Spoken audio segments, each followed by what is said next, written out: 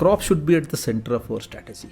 You use this 20% yield increase will happen. You use 20, 20, 20. 6 people comes. Agronomy should lead the sales.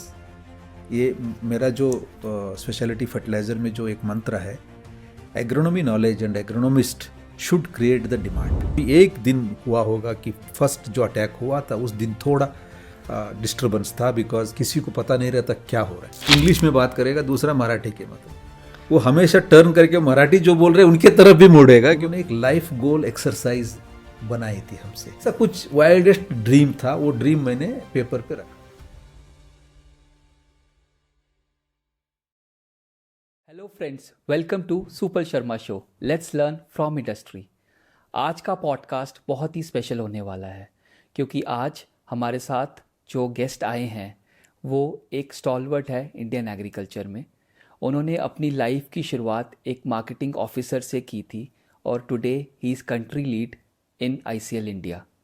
Second, उन्होंने 30 years का different sectors में Indian agriculture में काम किया है और इंडियन स्पेशलिटी फर्टिलाइज़र को ग्रो होने में बहुत मेजर कंट्रीब्यूट दिया है. We welcome mister Anand Kulkarni ji, country lead ICL India. इस पॉडकास्ट में हम आज बात करेंगे specialty fertilizer in Indian agriculture में और इसके लिए आपको इनवाइट किया गया है. सर, आप अपने इनिशियल लाइफ की जर्नी के बारे में बताइए. It's very interesting journey, I can say. I'm born and brought up in interior of Karnataka. Okay. जैसा नॉर्थ कर्नाटका, एक मिडिल क्लास फैमिली में. मेरा स्कूलिंग गांव में हुआ. Okay. उसके बाद मेरा graduation, post graduation Karnataka university Dharwad से किया. बहुत मामूला सा एक किसान परिवार में मेरा जन्म हुआ था और वही लोकल मीडिया का जो स्कूलिंग है वही स्कूलिंग मेरा हुआ. उसके बाद आपने देखा मेरा प्रोफेशनल करियर को, तो काफ़ी स्पेशलिटी फर्टिलाइज़र में 30 साल का जो मेरा जर्नी अभी ख़त्म हो रहा है. और सर, आपके फादर किसान हैं? मेरा पिताजी किसानी भी करते थे और गवर्नमेंट एम्प्लॉय भी थे. ओके. पार्ट टाइम उनका किसानी जो है कॉन्ट्रैक्ट बेसिस पे किसानी करते थे और मेरा मदर जो है वो पोस्टल डिपार्टमेंट में काम करते थे. ओके. तो जब आप स्कूलिंग आपकी रही तो सर स्कूलिंग आपकी रीजनल स्कूलिंग में रही, जैसे उधर मतलब इंग्लिश मीडियम होता था, कैसा रहता? नहीं, मेरा स्कूलिंग जो गांव का एक प्राथमिक शाला जो बोलते हैं उसको प्राइमरी स्कूल वहाँ हुई, वो कन्नड़ा मीडियम में था. अच्छा. 10th तक कन्नड़ा मीडियम में हुआ. ओके. उसके बाद जब हम प्री यूनिवर्सिटी जो PUC बोलते हैं 10+2, उसके लिए जब हम गए थे तो इंग्लिश मीडियम में गया. फिर काफ़ी संघर्ष किया इंग्लिश मीडियम में करने के लिए. उसके बाद ग्रेजुएशन एंड पोस्ट ग्रेजुएशन ठीक है इंग्लिश मीडियम में. और एग्रीकल्चर सर आपकी लाइफ में कैसे आया? मतलब you got motivated with your father और सीइंग एग्रीकल्चर, और इट वाज अ परस्यू और इट वाज अ चांस, और कैसे आया सर एग्रीकल्चर? एग्रीकल्चर हमेशा मेरा दिल में था. तो जैसा कि मैंने बताया कि एक उत्तर कर्नाटका जो बोलते यहाँ एग्रीकल्चर इतना मॉडर्न नहीं था. वहाँ इट्स कॉल्ड एज 5 रिवर्स, पंच नदी जो था, फिर भी वहाँ एक ड्रॉट रहता था. एक किसानी करना इतना फ़ायदेमंद नहीं था. ऐसा ही हम स्कूलिंग और ग्रेजुएशन में किए.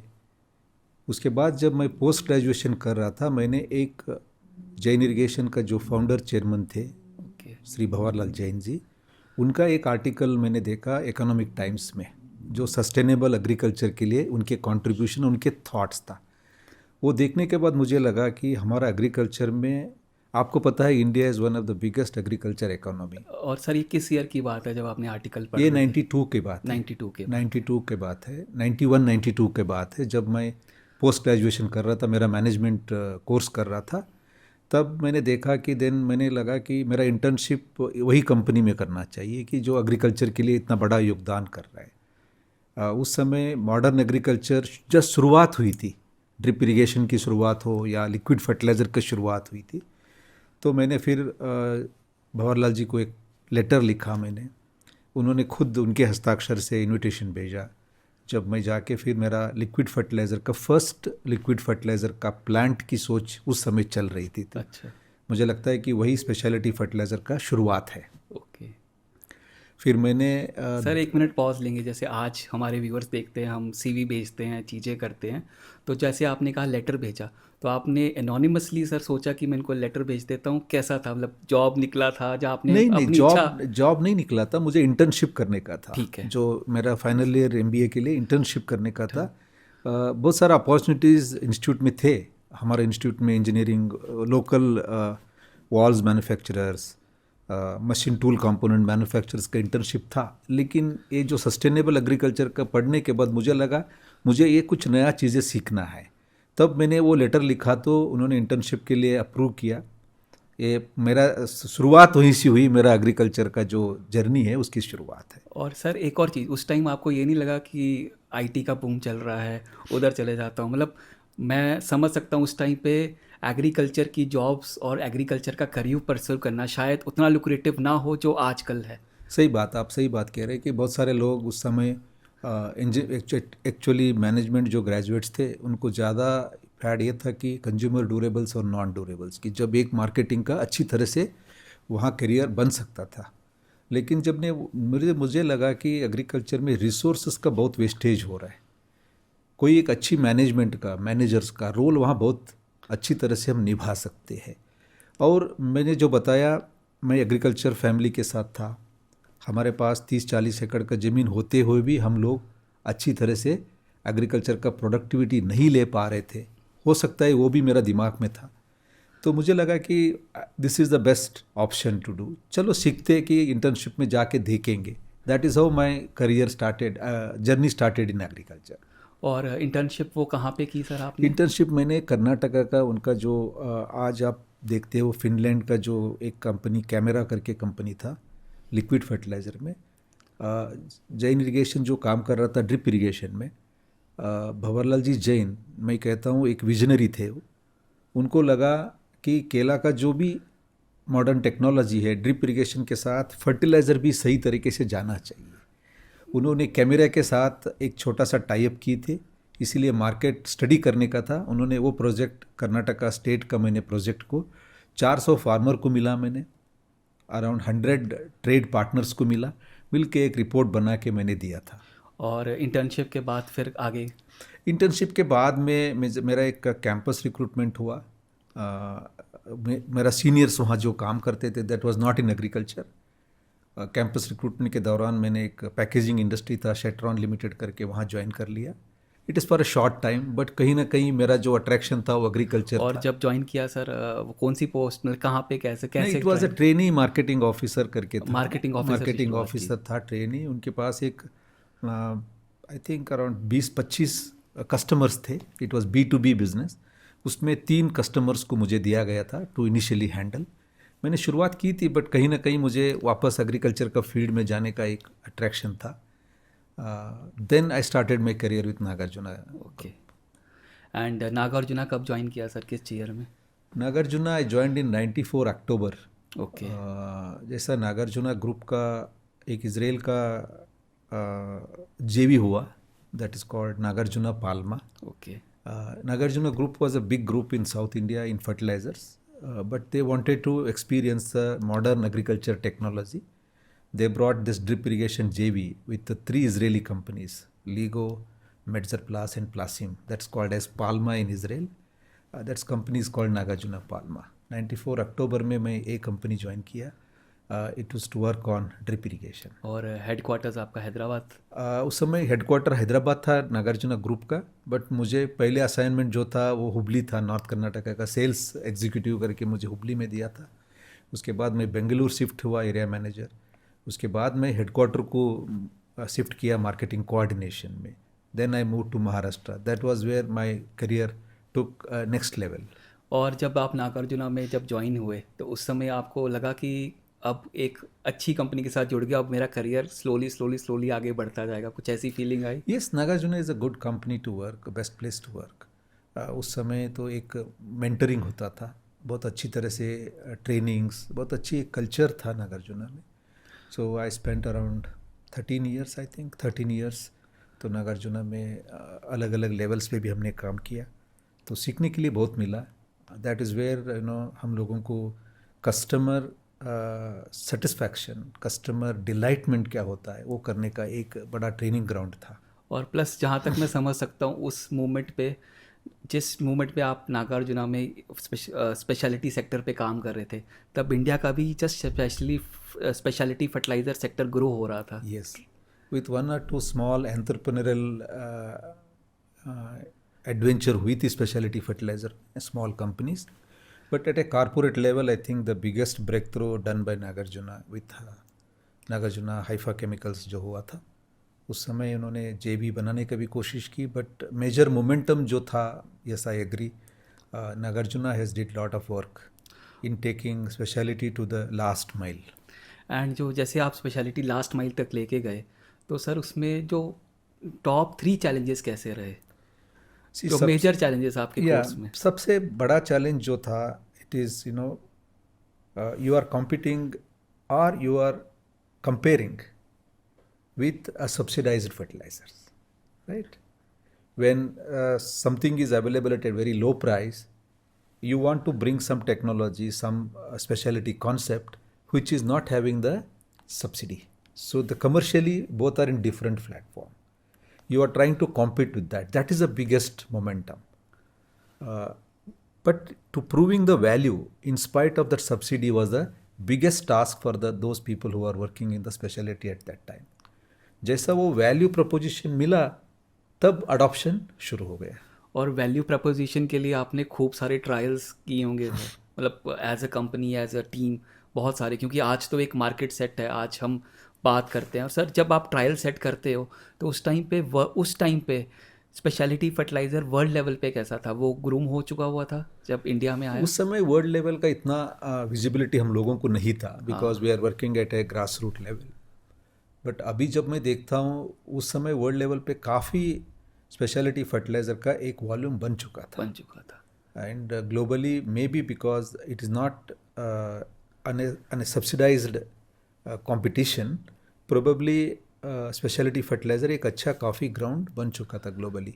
दूसरा, सस्टेनेबिलिटी फैक्टर्स भी ग्लोबली बहुत सारा अप्रिशिएशन थे उस समय।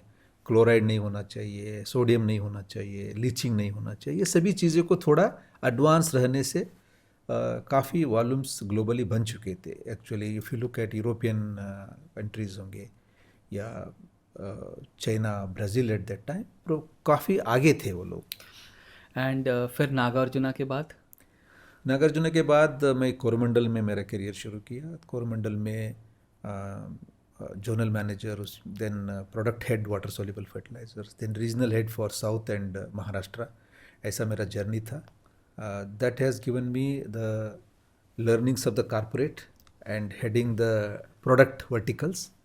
सो there I learned lot of the business profitability, P&L, sourcing at corporate level से कैसा है बिजनेस को देखना, एट फ्रॉम द हाइट, कैसा हेलीकॉप्टर व्यू कहते हैं, हेलीकॉप्टर व्यू जो कहते हैं, वो देखने का सौभाग्य जो मिला वो कोरोमंडल में मिला। मतलब आपको पूरा कमर्शियल ट्रेनिंग आ गया कि पूरा बिजनेस कैसे रन करना है। पहले एक हम फील्ड के promotion, field, how to take it to the farmer, वो काम करते थे। वहाँ से बिजनेस को कॉर्पोरेट व्यू से कैसा देखना, ये जो नॉलेज मिला वो कोरोमंडल में मिला।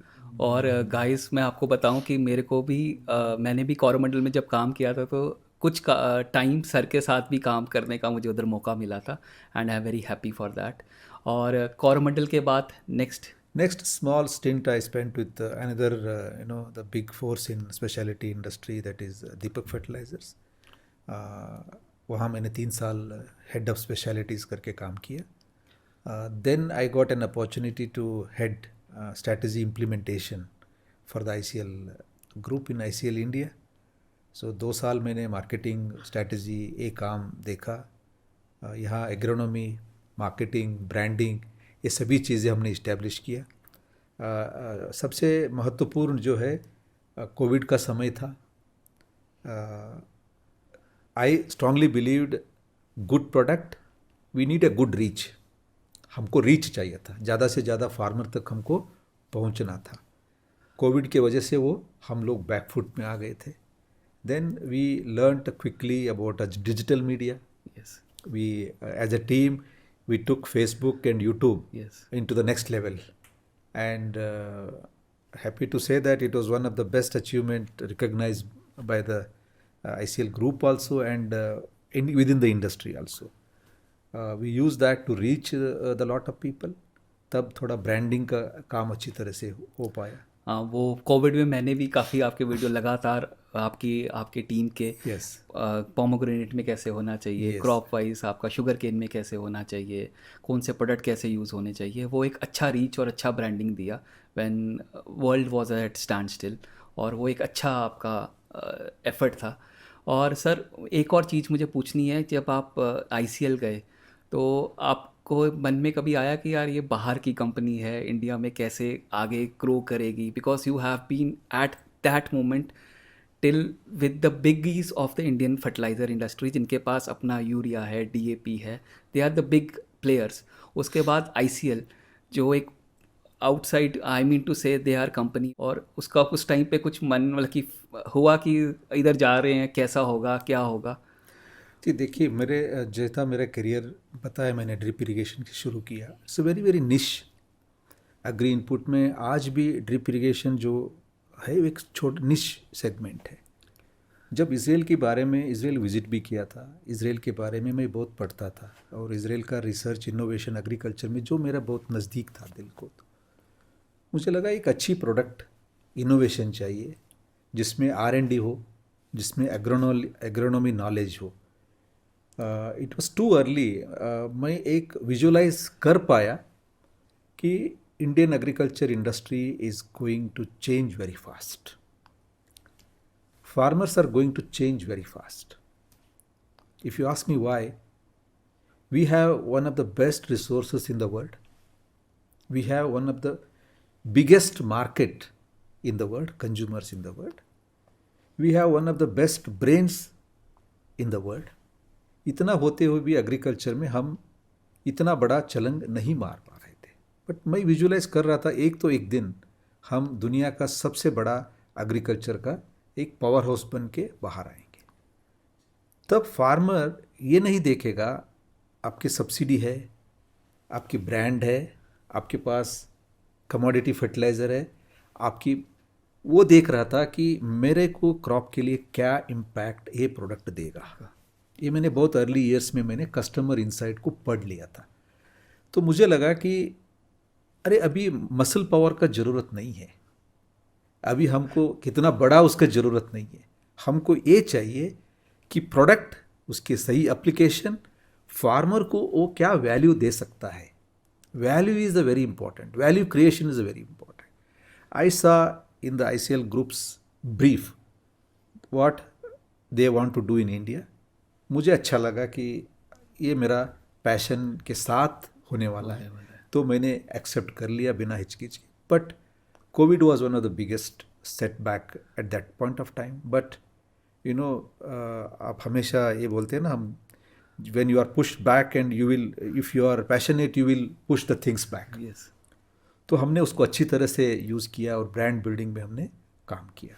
और कोविड के दौरान सर आपने कौन से ऐसे प्रोडक्ट्स थे जो मतलब उस टाइम पे आपके ICL के डेवलप हुए और अच्छा काम किया? नहीं सुपल जी, देखिए, there was one product called a polyhalite, basically technical name. The brand name is polysulfate and polyhalite. We brought to India in 2019. You know the difficulties of registration and all. With lot of efforts, we brought it registered. जब ये मैं product के बारे में study किया, हमेशा sustainability was one of the thing which I used to love. मैंने ये बोला, ये माइंड प्रोडक्ट है, it is organic in the way, it is not any chemical reaction, which has got multi-nutrient, 4 nutrients, low chloride and low pH, neutral pH and low chloride levels. With some experience in specialty fertilizer, मुझे ये लगा कि this product is going to be one of the game changer in Indian industry, Indian fertilizer industry, specialty fertilizer industry. हमने launch किया. You don't believe it was the COVID restrictions. We called around 20 press people in the press club of Pune. हमारा 3-4 सहयोगी थे. हमने launch किया with all masks. And that 2000 was the peak of the COVID. Peak of the COVID, 2020, peak of the COVID. Actually, literally, there was a restriction moment. You cannot call 20, more than 20 people. That's also, you have to skip one seat and put one thing, something like that. But, we had a strong desire to take this product out to the market. तो हमने launch किया, then we scaled it up. Every day, as you said rightly, every crop, we used every media, whether it is Agro One, Maharashtra, Krishik Jagat, central part of the India, Krishik Jagaran, Kisan. There are many more small YouTubers video. We used everything to reach, to scale this product up.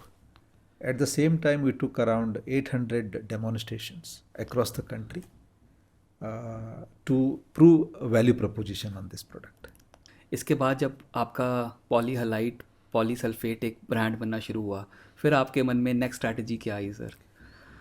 C next strategy मेरे मन में एक ही था. We put our strategy very simple. We put crop in the middle, right? If you look at productivity of any crop, there is lot of variation within India. You take banana. Yes. You take sugarcane. Sugarcane productivity in Tamil Nadu is very high. Maharashtra is okay. Within Maharashtra, there is lot of dissimilarities. Coming to north, there is a very low productivity. You look at soybean, you look at cotton, you look at banana. Luckily, grape in a concentrated area has taken all the knowledge and doing well. If you leave some horticulture crops, there is a big problem is productivity. So we thought crop should be at the center of our strategy instead of a product. Put crop in the center. Look what crop needs. It needs lot of insights. So to take the productivity from the existing level to the next level, what you need? You need to increase fertilizer use efficiency. You need integrated nutrient management. You need optimizing water and fertilizers, micronutrient, secondary nutrient, biostimulants. We put that as a strategy. Then around the crop, we built crop plans. Then we realized there are some specific innovative R&D products are available within the ICL group, like Pecacid, Macphos, the Pecacid Insight technology. Yes. Then the Nutrivant technology for the foliar, then the Fertiflow, then the Peak. These are all R&D products of the ICL group. So we integrated all those products. Then the next strategy is to convenience. Today, a farmer, I'll tell you, every input salesman goes and he tells that you use this 20% yield increase will happen. You use 20. 6 people comes, it is 120%. Yes, is it the reality? It's not. It's not the reality. So we thought once we have put a crop, put a scientific crop plan. What crop needs at a different physiological levels, you recommend that only. You don't look at sell your products. Okay. You look at crop, what it needs, then educate the farmer. Then the biggest strategy is we integrated all these products and put as a crop basket for a particular crop. Okay, you have made a crop plan, but who will take it to the farmer? Yes. So then we created the field agronomist. The big strength of the field agronomist, training them. So today in agri-input industry, the field agronomist or field trainees, whatever you call, they will go without much of the knowledge. Increasing their knowledge about a particular crop, it took a lot of time to train them. Then also create a value proposition on the ground. Take a crop demos. Then we called it as a standard field demos. There is a protocol, how it has to be laid, how it has to be recorded, how you have to demonstrate it, how to call the farmers, whom we have to call. All these things was kept. More than 200, 300 demo plans, standard demonstrations we exhibited in the farmer. So one side you have created a crop plan. Second, you are integrated the impactful product. Third is the reach. Fourth is showing the value proposition. Okay. और sir आपने जैसे अभी agronomist की बात की, अभी लोगों जो मिड सेक्टर के एंटरप्रेन्योर्स होते हैं वो यूजली सेल्स गाय हायर करते हैं बट कॉर्पोरेट सेक्टर में लोग एग्रोनॉमिस्ट पे भी फोकस करते हैं। तो हमारी ऑडियंस को आप बताओ, स्पेशलिटी फर्टिलाइज़र की सेल्स के लिए एग्रोनॉमी और सेल्स की टीम का क्या प्रोपोजिशन होना चाहिए, क्या रेशो होना चाहिए, या किस तरह से प्लानिंग होना चाहिए sir? It's very very difficult question, but मैं ऐसा बताना चाहूँगा कि हर एक फार्मर के पास एग्रोनॉमिस्ट नहीं जा सकता है, राइट? इतना बड़ा पॉपुलेशन है, इतना छोटी लैंड साइज है, तो you can not go, but at least in a important territory agronomy should lead the sales. ये मेरा जो स्पेशलिटी फर्टिलाइज़र में जो एक मंत्र है, agronomy knowledge and agronomist should create the demand, sales person should fulfill the demand. तो कितने रेशो होना चाहिए, कमर्शियली फिजिबल है, वो हर एक को कैलकुलेट करना पड़ेगा। हम भी स्लोली, जैसा हम लोग बिजनेस नेक्स्ट लेवल पे जा रहे हैं, हम ज़्यादा एग्रोनॉमी के ऊपर ज़्यादा ध्यान दे रहे हैं। एंड सर, ये पूरी जर्नी जैसे आपने मार्केटिंग एग्जीक्यूटिव से स्टार्ट किया, today you are country lead at ICL, which is a remarkable journey.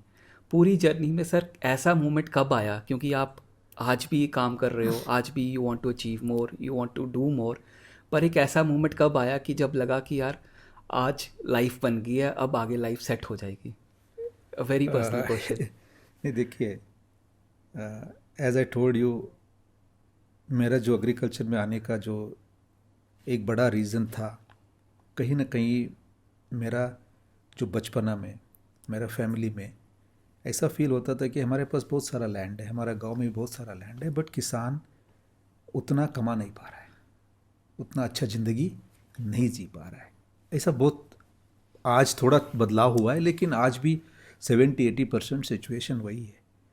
मैं कोई भी पोजीशन पे भी बैठा था, लेकिन मुझे हमेशा किसान के साथ काम करना आज भी उतना ही ज़रूरी लगता है, आज भी उतना अच्छा लगता है, कि क्योंकि हर किसान की ज़िंदगी में आप कुछ वैल्यू ऐड कर रहे हो।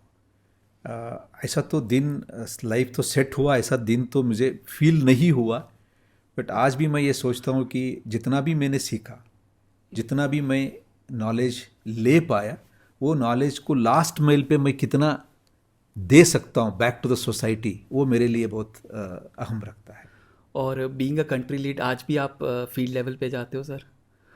Yes, because the going to the field is not a level protocol, it is a passion. मुझे आज भी लगता है कि मैं बहुत ज़्यादा फार्मर के साथ इंटरेक्ट करना चाहिए, फार्मर के साथ उन चैलेंजेस को सीखना चाहिए। तो बट कहीं ना कहीं थोड़ा वर्क प्रेशर्स अलग अलग होती है, तो वो बैलेंस इतना ज़्यादा मैं चाहता हूँ उतना नहीं कर पा रहा हूँ। But it is my passion to meet the farmer, it is not the level, at every level I did it. Even मैंने सेल्स हैंडल करता था, तब भी मैं ज़्यादा फार्मर मीटिंग करता था। Naturally when marketing and strategy देख रहा था, तो ज़्यादा से ज़्यादा करना पड़ा, because that is my job. आज भी मुझे इतना ही पसंद, फार्मर के साथ काम करना बहुत पसंद है। सर, अभी हमने आपकी लाइफ के बारे में बात किया, अभी मैं एक और चीज़ पे बारे में बात करना चाहता हूँ। उससे पहले जब हम स्पेशलिटी फर्टिलाइज़र की डिस्कशन करें, आप ICL के साथ काम कर रहे हो।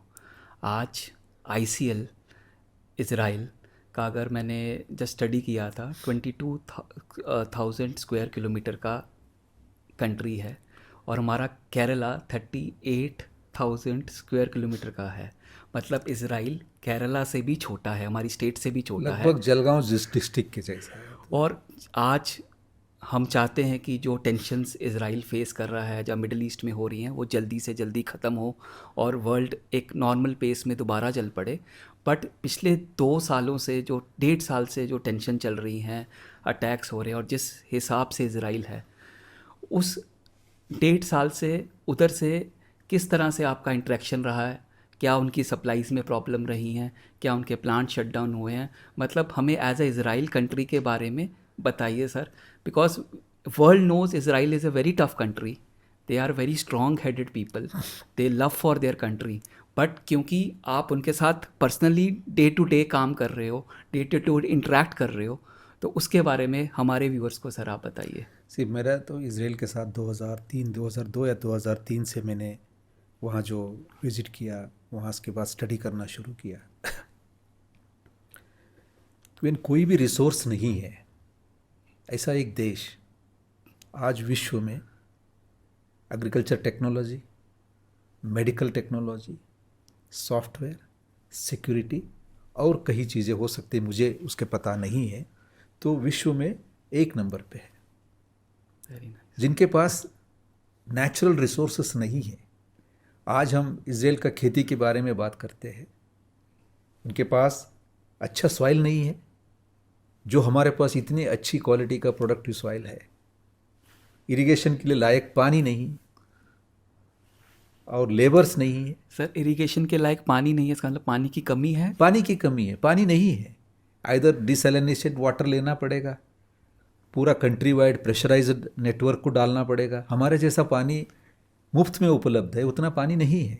मतलब सॉइल भी नहीं है, सॉइल भी नहीं है, पानी भी। Soil is a desert, majority of the area is desert. Desert. दूसरा पानी नहीं है, पानी है तो भी सलाइन है, क्षार ज़्यादा है। तो ऐसा परिस्थिति में दुनिया को जो फूड एक्सपोर्ट कर रहे हैं, वेजिटेबल्स को, फ्लावर्स को, दूसरा पूरा चारों तरफ से एक कंट्री हमेशा अटैक में है। यस। मैं ये कहना चाहता हूँ कि नेशन फर्स्ट जो इजराइल सिविलियन से हमको सीखना चाहिए, हमेशा देश के जो प्रति उनके भाव है वो सबसे ज़्यादा है। बहुत डिसिप्लिन्ड है। इतना वार सिनेरियो में भी कोई भी हमारा मीटिंग्स रद्द नहीं होते हैं। मतलब मीटिंग्स चलते रहते हैं। मतलब इसका कहने का मतलब है कि आपको इधर बैठे फील नहीं हो रहा कि उधर फील क्या हो रहा है। अभी तक एक बार भी एक दिन हुआ होगा कि फर्स्ट जो अटैक हुआ था उस दिन थोड़ा डिस्टर्बेंस था, बिकॉज किसी को पता नहीं रहता क्या हो रहा है। But immediately next day they all settle down. Next day with in 24 hours everything was settle down. उसके बाद हमको पता नहीं चला अभी तक वो वार में है, इसलिए हमको सपोर्ट नहीं मिल रहा है। दूसरा, वो ये सोचते हैं कि हमारा काम, हमारा बिजनेस चलना चाहिए, because country should not economically suffer. जब सिक्योरिटी की वजह से सफ़र हो रहे तो इकोनॉमी सफ़र नहीं होना चाहिए, इसके लिए वो प्रतिबद्ध है और उसके लिए दिन रात काम करता है। और एक चीज़ मैं आप बताऊँ, कुछ लोग रिजर्विस्ट करके युद्ध के मैदान में जंग लड़ रहे थे। हाँ। उनके काम दूसरे बंदा निभा रहा था। इतनी अच्छी कोऑर्डिनेशन उनमें होती है। जब युद्ध से रिजर्विस्ट वापस आ जाता है, पूरा पेंडिंग काम को आगे 8-10 दिन में वो कंप्लीट कर देता है। हमारे दर्शकों को सर वो भी बताओ सर, रिजर्विस्ट में, क्योंकि इधर इंडिया में हमें समझ में नहीं आता। हमारे पास एयरफोर्स है, आर्मी है, नेवी है। रिजर्विस्ट का मेरा जो अंडरस्टैंडिंग है, वहाँ एक कंपलसरी है, after your graduation boys have to work for 3 years and girls have to work for 2, ऐसा कुछ है। एग्जैक्टली थोड़ा मैं उसमें एग्जैक्टली नहीं बता पा रहा हूँ। 3-2 साल का एक compulsory they have to work in the army. After that आप आर्मी में करियर परस्यू कर सकते हो, या आप छोड़ के आके आपका दूसरा बिजनेस है, आपका दूसरा सॉफ्टवेयर इंजीनियर है, जो भी आप कर सकते हो। लेकिन जब युद्ध की घड़ी आती है तब हर एक बंदे को कॉल चला जाता है, and it is their prime responsibility to come and join the war. वो रिजर्विस्ट बोलते हैं उसको। तो इसका मतलब वो वॉर पे जाते हैं, अपनी ड्यूटी निभाते हैं, Yes. एग्जैक्टली फाइट करते हैं, यस। फिर वापस आके अपना प्रोडक्शन जो भी इनके डे टू डे रूटीन उनके जो कितना दिन का जो असाइनमेंट देता है, 15 दिन 20 दिन का, जो रिजर्विस्ट वहाँ ज्वाइन करते हैं, उसके बाद वापस आके उनके काम करते हैं। ऐसा बहुत रिजर्विस्ट बाहर से भी आके ज्वाइन करते हैं, जो यूएस में काम कर रहे हैं, यूरोप में काम कर रहे हैं, वहाँ से भी वो आके रिजर्विस्ट मिलिट्री में ज्वाइन हो जाए। मतलब उधर ऐसा नहीं है कि देश में प्रॉब्लम हुई है, चलो देश छोड़ के जिनके पास पैसा है चलो किसी और यूएस चलते हैं, यूके चलते हैं। बट आप कहना चाह रहे हो कि ज़्यादा है जो यूएस और यूके में रह रहे हैं देश को वो वापस आ रहे हैं। यस, देश को बचाने के लिए वो कहीं भी हो वो आ जाते हैं। और सर आपकी जो, जैसे अगर आप फर्टिलाइजर्स की बात करें या सप्लाई चेन की बात करें, उसमें कैसा रहा ये इस 1.5 साल के दौरान, मतलब supply chain from Israel? See, supply chain from Israel, मैंने प्रोडक्शन को लेके कोई इश्यूज नहीं आई है, but because of Suez Canal Suez issue, Canal you are issue. well aware Yes, about yes. that. You have done some, session, Yes, YouTube also on that. तो Suez में जो ये हूती अटैक होता था कि वहाँ, because of that the whole supply chain got disturbed. It has to go long distance from Cape of Good Hope, then it has to come. It's a long distance. Almost it is tripled the journey time, voyage time. That is the biggest disruption what we saw, because हमारा जो planning था वो planning हम demand को पूरा नहीं कर पाया because of the delayed arrivals, otherwise it was intact. Okay. Now let's come to the topic of this podcast, opportunities and challenges of specialty fertilizer in Indian industry. सबसे पहले हमारे दर्शकों को बताइए स्पेशलिटी फर्टिलाइज़र क्या है. सबसे it's very complicated question because आपको पता है आप भी स्पेशलिटी में काम कर रहे हैं, कंसल्टेंसी भी कर रहे हैं, तो इसके डेफिनेशन अलग अलग ऑर्गेनाइजेशन में अलग अलग डिवीजन सेट हुए अलग अलग. Supal ji, in my view specialty fertilizer is the category of the agri input products which are solving some or the other problem farmer facing, special in application, impacting fertilizer use efficiency, addressing the climate change, addressing soil and water problems. ये सभी को आप define करोगे. जो product एक काम कर रहा है इसको मैं स्पेशलिटी फर्टिलाइज़र कहना चाहता हूँ. राइट सर, ये एक डेफिनेशन होगी. और अब हम अगर एज ए इंडस्ट्री बात करें, एज ऑन डेट आप स्पेशलिटी फर्टिलाइज़र में कौन कौन सी कैटेगरी देखते हैं सर, प्रोडक्ट कैटेगरी? स्पेशलिटी में मैंने जो बताया एप्लीकेशन नहीं, product category like water. Yes, application जब आप बात करेंगे, जो फर्टिगेशन और फोलियर दोनों मिला के आप water soluble is the biggest category which is also an alternative to the bulk fertilizer, subsidize bulk fertilizer. ये सबसे बड़ा कैटेगरी मैं देखता हूँ.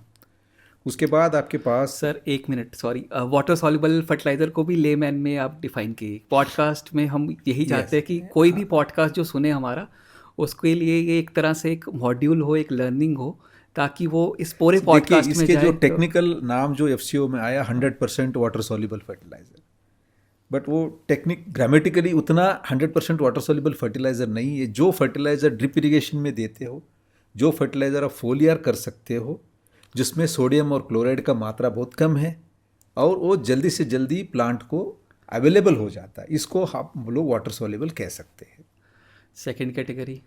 Second category the biggest category is emerging micronutrients. आपको पता है कि हर 5 साल में एक आधी नया माइक्रोन्यूट्रिएंट का डेफिशिएंसी हमको दिख रहा है.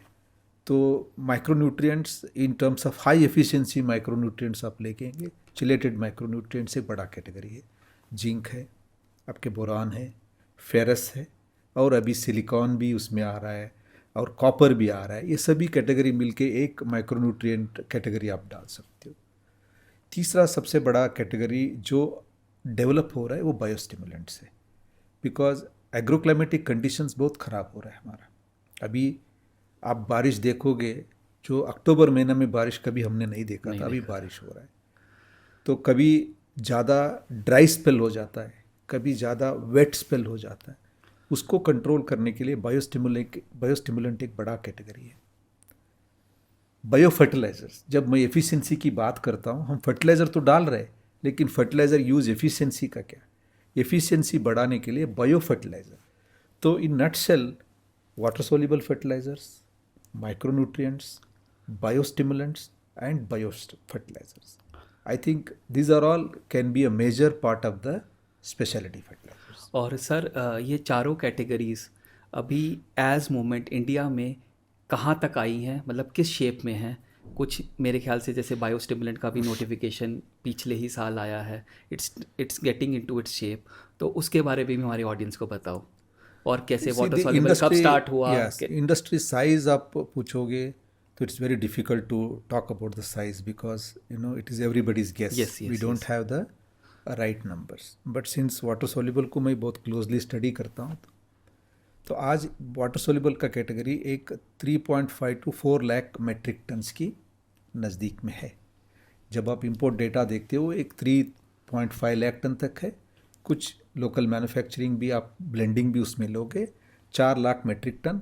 आप एक एवरेज $1,000 का इंपोर्ट देखोगे, तो it is around $400 million industry in approximate terms पे. उसके बाद बड़ा कैटेगरी जो माइक्रोन्यूट्रिएंट है, उसके एग्जैक्ट क्वांटिटी और वैल्यू का आइडिया नहीं लगा सकते हैं कि क्योंकि बहुत सारा छोटा इंडस्ट्री प्लेयर्स है. But if you ask me what is the level, it is growing fast, it is stabilizing. आज पहले जो देखते थे हाई वैल्यू हॉर्टिकल्चर क्रॉप वाले की मार्केट में सिर्फ आपको माइक्रोन्यूट्रिएंट सेगमेंट दिखता था. आज आप ऑयल सीड्स पे जाइए, पैडी सेगमेंट में जाइए और पोटैटो में जाइए, वहीं भी ये सेगमेंट बहुत तेज़ी से बढ़ रहा है. It is growing and I think it will grow fast. तीसरा सेगमेंट की मैंने बात की बायोस्टिमुलेंट की. बायोस्टिमुलेंट्स इन अनडिफाइंड वे इंडिया में बहुत सारा काफ़ी डेवलपमेंट हुआ था पिछले डिकेड में. आपको हर क्रॉप के लिए ग्रैन्यूल्स मिलेगा, लिक्विड्स मिलेंगे, but it's a good move that Indian fertilizer control order is coming up with a notification. अभी कुछ 16 या 17 प्रोडक्ट्स 3 अलग कैटेगरी में पहला नोटिफिकेशन में आया हुआ है. उसके बाद भी बहुत सारे प्रोडक्ट्स आएंगे. I think this will give a very good एक structured growth for the biostimulant industry. और बायोस्टिमुलेंट इंडस्ट्री को आप उस स्टेज में मान सकते हो जब जिस स्टेज में जब आपने वाटर सॉल्युबल की शुरुआत की थी, मतलब नेसेंट स्टेट में? Not exactly, because nascent stage में वाटर सोल्यूबल का वॉल्यूम्स नहीं था. Volumes were very small. But today biostimulant value और volumes is large, but regulatory growth नहीं था. ओके. अभी से शुरू होगा, वो स्ट्रक्चर्ड रेगुलेटरी ग्रोथ होगा, तब आपको एक इंडस्ट्री का पता चलेगा कि अमीनो एसिड सेक्टर में पता हो रहा है, सीवीड में कैटेगरी में बढ़ रहा है, और बॉटनिकल एक्सट्रैक्ट में बढ़ रहा है, इन बायोलॉजिकल्स में बढ़ रहा है. और एक और चीज़ अच्छी होगी, जैसे रेगुलेटरी लॉज आ गए हैं एफसीओ के, बायोस्टिमुलेंट के, और ये धीरे धीरे करके ईज़ होते जाएंगे, अमेंड होते जाएंगे.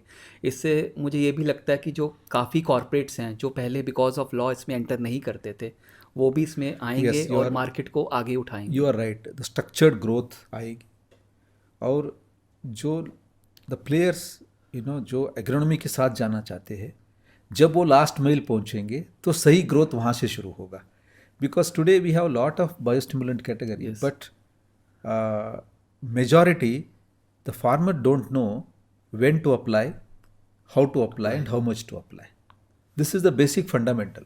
If you correct that, that can be corrected only with the large intensity it goes into the market. Okay. और अभी एज अ ICL ग्रुप इन सारे सेक्टर्स में काम कर रहा है, किस सेक्टर में अभी काम कर रहा है, and what are your So today, if you ask me, ICL as in specialty, we are predominantly ज़्यादा तरफ से हम लोग वाटर सोल्यूबल में हैं. ओके. बिकॉज वाटर सोल्यूबल हमारा स्ट्रेंथ है. हम लोग खुद फॉस्फेटिक को बनाते हैं, एंड हमारे पास 2 यूनिक एसेट्स जो रॉ मटेरियल बोलते हैं, वो दोनों एसेट्स हमारे पास है. एक नेगेव डेजर्ट का फॉस्फेटिक रॉक, दूसरा डेड सी का पोटैश. ये दोनों स्ट्रेंथ को हम यूज़ करके डाउनस्ट्रीम प्रोडक्शन जो है MKP, MAP derived from then the NPK blends, और यूनिक टेक्नोलॉजी का जो वाटर सोल्यूबल बनाते, उसके ऊपर ज़्यादा ध्यान है हमारा. Second is globally a biostimulant and biologicals is becoming a big area of strategic area. ICL group में भी एक काम कर रहा है. ब्राज़ील में 2-3 कंपनी को अक्वायर किया हुआ है, और इंडिया में भी फ्यूचर के लिए biostimulant is going to be one of the big portfolio we want to address. Very nice. तो इससे एक इंकरेजमेंट मिलेगी जो एंटरप्रेन्योर्स, यंग एंटरप्रेन्योर्स बायोस्टिमुलेंट में आ रहे हैं, उनको एक मोटिवेशन मिलेगी कि आगे इसका फ्यूचर भी अच्छा है, and it will also grow in a big way. Yes. और अगर हम ग्लोबल स्टैंडर्ड्स की बात करें और इंडियन स्टैंडर्ड्स की बात करें, ग्लोबल ग्रोथ कैसी है और इंडिया की ग्रोथ कैसी है सर स्पेशलिटी फर्टिलाइज़र में? See, specialty fertilizer, India growth, we always, talking about 15 to 20% का growth हो रहा है. That is in my view, it is not correct. Okay. Okay. If you see the time period between 1995 to 2010, the growth was going good. Okay. 2-digit growth. Between 2015 to 24, we expected the same growth will continue. But the growth is not taking place. Our estimation, based on the historic data, the CAGR till 29 may be around 7%. Okay. 6 to 7%. I may be wrong in that, but This is how we look at industry numbers. और India में जो growth हो रही है sir, जो percentage की आपने बात की, उसको गवर्नमेंट से क्या सपोर्ट मिल रहा है और इंडस्ट्री से क्या सपोर्ट मिल रहा है, दोनों का क्या रोल है इस ग्रोथ में sir? It's very difficult to say because government is more concerned about the subsidy. Some efforts to bring use efficiency through organic sector or something like that government is focusing. But in my view, still the structured representation or structured approach a government has not put in water soluble category. Okay, और वो जब आपको लगता आएगा तो market एकदम और boom करेगी sir? It's very difficult to say, but market जैसा boom करेगा, it all depends on the market dynamics. Today also if you see, if the agri output prices are good, water soluble consumption will go up. Yes. The simple indicator is tomato. I see tomato as one of the indicator crop. Tomato का price अच्छा है, suddenly आपका water soluble का demand बढ़ जाएगा. जैसा tomato का price crash हो जाता है, वाटर सोल्यूबल का डिमांड थोड़ा स्लो हो जाता है. It all depends on the agri output prices mainly. Second is the structural changes at the grassroots level. Today, the aspiration level of the farmers are very high. The educated young man living in the village, he is not satisfied with the old way of living. Yes, because he has access to He has an media. access to media, he has an access to the internet facilities, he has education is there, he has seen the world. So he want to improve his life. So definitely he want to improve his agriculture. So that will give a momentous in next decade or next 5 years. I see a good growth should come. And second is the supply chain. The biggest problem is supply chain. Even your market is growing, Yeah. the supply constraint. You know that 90% of this category comes, imported. Import only. So when import get disturbed, the prices get disturbed, then this industry get disturbed. Going forward, because of the growth of crop specific and state specific grades, and the industry developing the capability of manufacturing in India, maybe 30 to 40% of this impact probably will get reduced, which will help the growth. Water soluble के prices, for example MEP का price लीजिए, वो $800 CIF का product $1700 में भी लोगों ने लिया, और चाहे इंडस्ट्री साइज़ 30% श्रिंक हो गया, बट फिर भी 70% इंडस्ट्री ने उसको इंपोर्ट किया और उसको यूज़ किया. तो ये हम कंक्लूड कर सकते हैं, now water soluble fertiliser is inevitable for the Indian agriculture in some way. वो यूज़ होगा ही होगा जिस हिसाब से हमारा हॉर्टिकल्चर क्रॉप पैटर्न है, जो क्रॉप पैटर्न है. इसमें आप ग्रैनुलर में एनालिसिस करना चाहोगे तो आपको क्रॉप वाइज करना चाहिए. कुछ क्रॉप में even though prices are fluctuating, still the consumption is happening. Correct. For example grapes में जिनकी आउटपुट प्राइस अच्छी है, एक्सपोर्ट कर रहे, in spite of increase in the price, still their consumption will be not disturb too heavy. Not disturbed to the larger extent, it may be 80 to 90%, still the consumption is there. जो segment में एक affordable price में growth expected था, for example sugar cane, banana farmer will look at the per acre cost और the per plant cost. Per plant cost ज़्यादा हो जाते हैं, उनके कंजम्पशन ड्रास्टिकली कम हो जाएगा. आपकी जो प्रश्न था, इन spite of the prices have gone up, industry has retained still 70%. Probably that 70% is this segment. Okay. Which anyway will use this. 30% 20% growth जो आना चाहिए था, वो ग्रोथ नहीं आया और 30% ड्रॉप हुआ. वो जो सेगमेंट्स है, ये उनकी वजह से जो ग्रोथ होने वाला चाहिए था, तो शुगर केन है, बनाना है, ये सेगमेंट में ग्रोथ नहीं हो रहा है. तो इसका मतलब हम ये कह सकते हैं, अगर हम वाटर सॉल्युबल बिजनेस में हैं डायरेक्टली और इनडायरेक्टली, हम एक सस्टेनेबल बिजनेस में हैं. आई मीन टू से वो बिज़नेस एकदम बंद नहीं होने वाला, because we have seen all the crisis जो अभी हो सकते हैं, जो हुए हैं, चाहे कोविड की बात करें, वॉर सिचुएशन की बात करें. So in a good way it is a good business to be in to this. See, definitely you are in a business which is solving some problem. As long as you are solving the problem, that solution is always required. So it will never be closed, right? At any cost, it will never be closed. So only the fluctuations in the size will happen because of your import availability timely, import prices going up, becoming not attractive to some segment and some farmers. And third is, if output prices are fluctuating, then that will impact to some extent. But as efficiency is going up, as labor shortage is there, as drip irrigation is going, I see a positive growth. Yes, and that we have seen also Yes. in the coming years. अब sir water soluble या बाकी जो आपने speciality fertilisers की in general बात की, आपको major 3 challenges क्या लग रहे हैं एट प्रेजेंट इनकी ग्रोथ के लिए इंडिया में? Okay. See, the biggest challenge is the reach. When you have a good product, when you can create an impact, when you can show the value proposition, the biggest challenge is the reach. So you know that it's a wide, geographically very big country. And small land holdings. You have to reach millions of farmers. In my view, the reach is the biggest problem, number one. Number two, shifting the traditional farmers like आपकी sugar cane के segment को, बनाना का segment को, और large small vegetable sector excluding tomato. Tomato में थोड़ा adoption level ज़्यादा है. टोमेटो को छोड़ के बाकी जो क्रॉप्स है उनको अडॉप्शन लेवल में लाना सबसे बड़ा चैलेंज है. और एक चैलेंज मैं देखता हूँ कि geographically, if you look at Maharashtra, if you look at Karnataka, the farmers adoption level is very very high. Yes. If you come to the Uttar Pradesh, if you go to Bihar, if you go to West Bengal, Odisha, अभी थोड़ा momentum micronutrient में आ रहा है, but overall adoption of drip irrigation, क्योंकि I have ample of water, मेरे पास बहुत पानी, ये माइंडसेट है.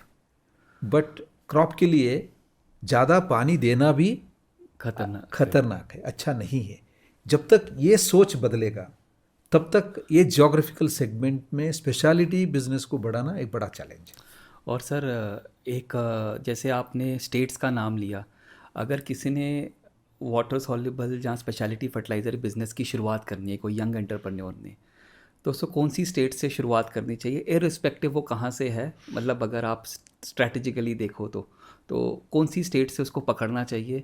उन स्टेट्स को पकड़ना चाहिए जहाँ बहुत ऑलरेडी तेज़ी से काम हो रहा है और बढ़ रहे हैं, जैसे महाराष्ट्र, तमिलनाडु, कर्नाटका, जहाँ उन स्टेट्स में अभी फोकस करना चाहिए जहाँ पे बहुत बड़ा पोटेंशियल है? सर, ये दोनों में एडवांटेजेस भी है, डिसएडवांटेज. एडवांटेज है आपका रेडी मार्केट है, डिसएडवांटेज है कंपटीशन बहुत ज़्यादा है. आप इस तरफ आओगे, पोटेंशियल वर्जिन है, बट आपको पेशेंस रखना चाहिए. आप क्या चाहते हो, then the entrepreneur can choose where he wants to work. और ये जो स्पेशलिटी फर्टिलाइज़र है, इसमें आप गवर्नमेंट की तरफ से क्या क्या पॉलिसीज़, अमेंडमेंट या चेंजेस देखना चाहते हो? व्हाट यू फील कि ये चीज़ें अगर एज़ पर FCO और इजी हो जाएंगी, हमारी इंडस्ट्री ज़्यादा ग्रो करेगी, नंबर 1. और as a outside companies also, जो बिग कॉन्ग्लोमरेट हैं, वो भी इंडिया की पॉलिसीज़ क्या क्या देखना चाहते हैं, what they are interested in, कि इस मार्केट को ग्रो होने के लिए? सर, आपको पता है कि 2017 में एक नोटिफिकेशन आया, उसने बहुत ईज टू वर्क बिजनेस जो किया, उसने बहुत सारा वाटर सॉल्युबल के बारे में मैं बात कर रहा हूँ. अभी हम लोगों को 2 साल 3 साल ट्रायल में जाने का ज़रूरत नहीं है. राइट. तो WSF NPK को एक मॉडल फॉर्मेट में आप लोग इंट्रोड्यूस कर सकते हो. 1 या 2 महीने में प्रोडक्ट मार्केट में आ जाता है. उस नियम की वजह से काफ़ी तेज़ी से ग्रोथ हो चुका है. ऐसा ही नियम, ऐसा ही एक लॉ, ऐसा ही एक नोटिफिकेशन माइक्रो न्यूट्रिएंट्स में भी आना चाहिए, क्योंकि आज माइक्रो न्यूट्रिएंट्स का बहुत ज़रूरत है. सिर्फ मैं NPK को सप्लाई कर रहा हूँ, also water soluble is the vehicle for delivering the micro nutrients. हम पहले ये बोलते थे कि drip irrigation is the delivery vehicle to deliver the nutrients, right? अभी water soluble, because it is going in a 25 kg bag, it is very easy to give all the micronutrient required for the crop. आप crop specific की तरफ पे जा रहे हो, yes, आप stage specific की तरफ पे जा रहे हो. It becomes more scientific. Micronutrients उसमें डाल देंगे, वो स्टेज को एक क्रॉप को चाहिए, तो ऑटोमेटिकली मेरा काम आसान हो जाएगा. तो माइक्रोन्यूट्रिएंट्स पे आना चाहिए, बायोस्टिमुलेंट्स पे आ रहा है, और भी थोड़ा स्ट्रक्चर्ड होना चाहिए. I think these two will give a big momentum. Also, the promotion side, there should be a healthy atmosphere from the government side. Government should encourage, because government एक बड़ा स्टेक होल्डर है. Efficiency जैसा बढ़ेगा वैसा आपका खर्चा कम हो जाएगा. तो आप इसको तेजी से आगे लेके जाओ, तो ऑटोमेटिकली द एक्सचेकर का जो लोड है वो लोड कम हो जाएगा. तो government should encourage the promotion of water soluble fertilizer. Maybe if there is a structured government machinery like कृषि विज्ञान केंद्रास, ICR, they are doing good job. और भी थोड़ा लास्ट मेल डिलीवरी पे काम होना चाहिए. Sir, as you rightly said कि जैसे वाटर सॉल्युबल मिक्सचर्स में गवर्नमेंट ने एक जनरल नोटिफिकेशन निकाल दिया, उससे हमारा बहुत ईज़ हो गया. क्रॉप वाइज, जोग्राफिक वाइज, आप जो वाटर सॉल्युबल फर्टिलाइज़र बनाना चाहते हो, इंपोर्ट करना चाहते हो, आप इजीली कर सकते हो. उससे मार्केट एकदम ग्रो हो गया. You are not just dependent upon mere 5-6 water soluble fertilizer like MAP, MKP, SOP listed in the fertilizer book only. तो ऐसे ही जैसे ही माइक्रोन्यूट्रिएंट में भी ये नोटिफिकेशन आएगा, जनरल नोटिफिकेशन, तो स्पेशलिटी फर्टिलाइज़र इंडस्ट्री का मार्केट साइज बढ़ जाएगा. तो we request from our industry and जो पॉडकास्ट देख रहे हैं, एक प्रेजेंटेशन होना चाहिए और गवर्नमेंट को ये आइडिया और प्रेजेंटेशन के थ्रू जाना चाहिए, जिससे हमारा कंट्री और प्रोग्रेसिवली स्पेशलिटी फर्टिलाइज़र में आगे काम करे. सर, ये एक जनरल स्पेशलिटी फर्टिलाइज़र की आपने बात की. कुछ specialty fertilizer like slow releasing fertilizer, control releasing fertilizers, paste fertilizers, इनकी भी बात होती है. Are they ready for Indian market?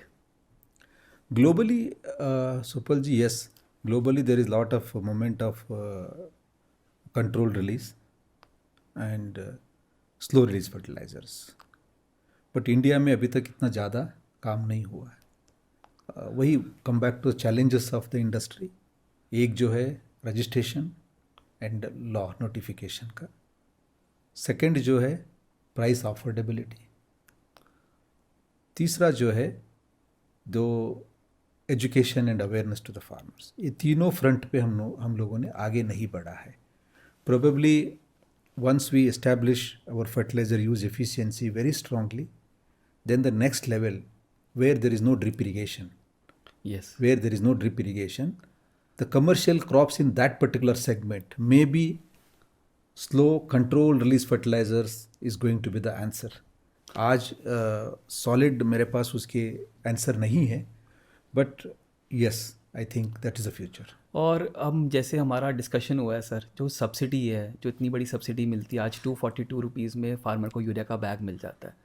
तो जब तक ये माइंडसेट या सब्सिडी में थोड़ा बदलाव नहीं होगा, तब तक व्हाट वी फील कि फर्टिलाइज़र, स्पेशलिटी फर्टिलाइज़र को इतनी अच्छी ग्रोथ नहीं मिलेगी.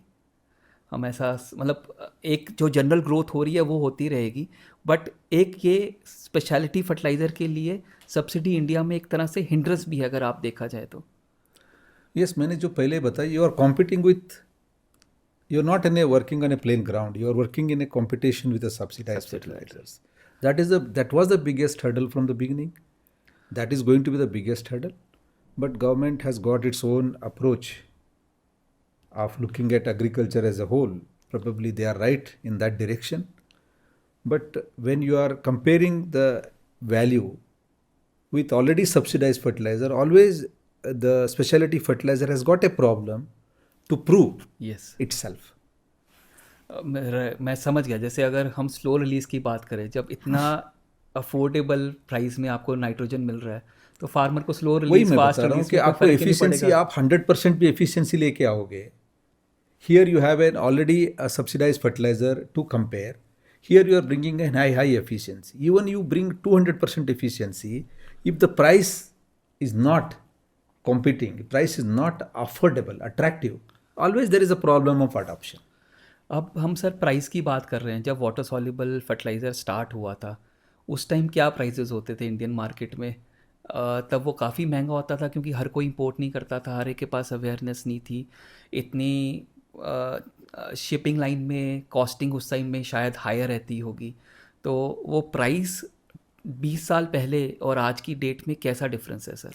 नहीं नहीं, बहुत डिफरेंस है। इवन दो शिपिंग कॉस्ट जो ज़्यादा है, मार्जिन्स भी ज़्यादा थे, फिर भी प्राइस आई थिंक आज के दिन में कंपेयर करोगे तो 50 to 60% प्राइस ज़्यादा है आज की कंपेयर करेंगे तो। उस समय अपने 1919 को कंपेयर करोगे, शायद 800 या 900 रुपये में बैग 1919 बिकता था शुरुआत में, देन 1200 रुपये 1600 रुपये में, आज 2500-3000 रुपये तक चले गए। एक तो इन्फ्लेशन की वजह से प्राइसेस बढ़ेंगे। इसमें एक चीज़ समझना है सर, आज वाटर सॉल्युबल में काफ़ी लोग क्रॉप स्पेसिफिक और स्टेज स्पेसिफिक ग्रेड्स में जा रहे हैं और हर कंपनी डाइवर्सिफाई करती है, चाहे वो कॉरपोरेट हो चाहे वो मिड लेवल एंटरप्रेन्योर हो।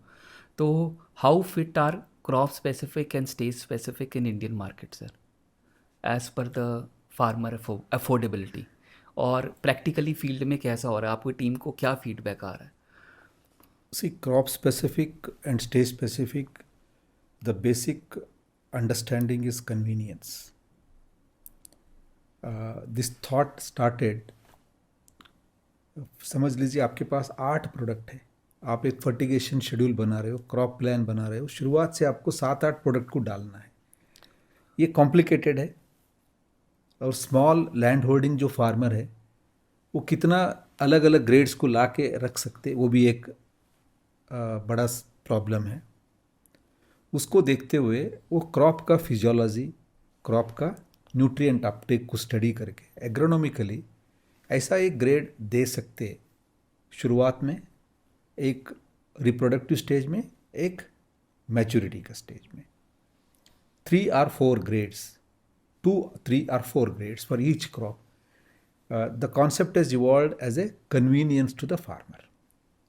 Second is, it is more scientific after understanding because every crop life cycle has got a different requirement of the nutrients. So you are fulfilling those requirements with probably the micronutrients, chelated micronutrients as the trace elements, then it is a perfect package for the crop. ये सोच 7-8 साल से शुरू हुआ था हर एक company ने on convenience platform. Second is, when you are fighting on a commodities, it's very difficult to fight. Yes. I am coming first agronomy and advantage side. Second is commercially, you want to differentiate your brands.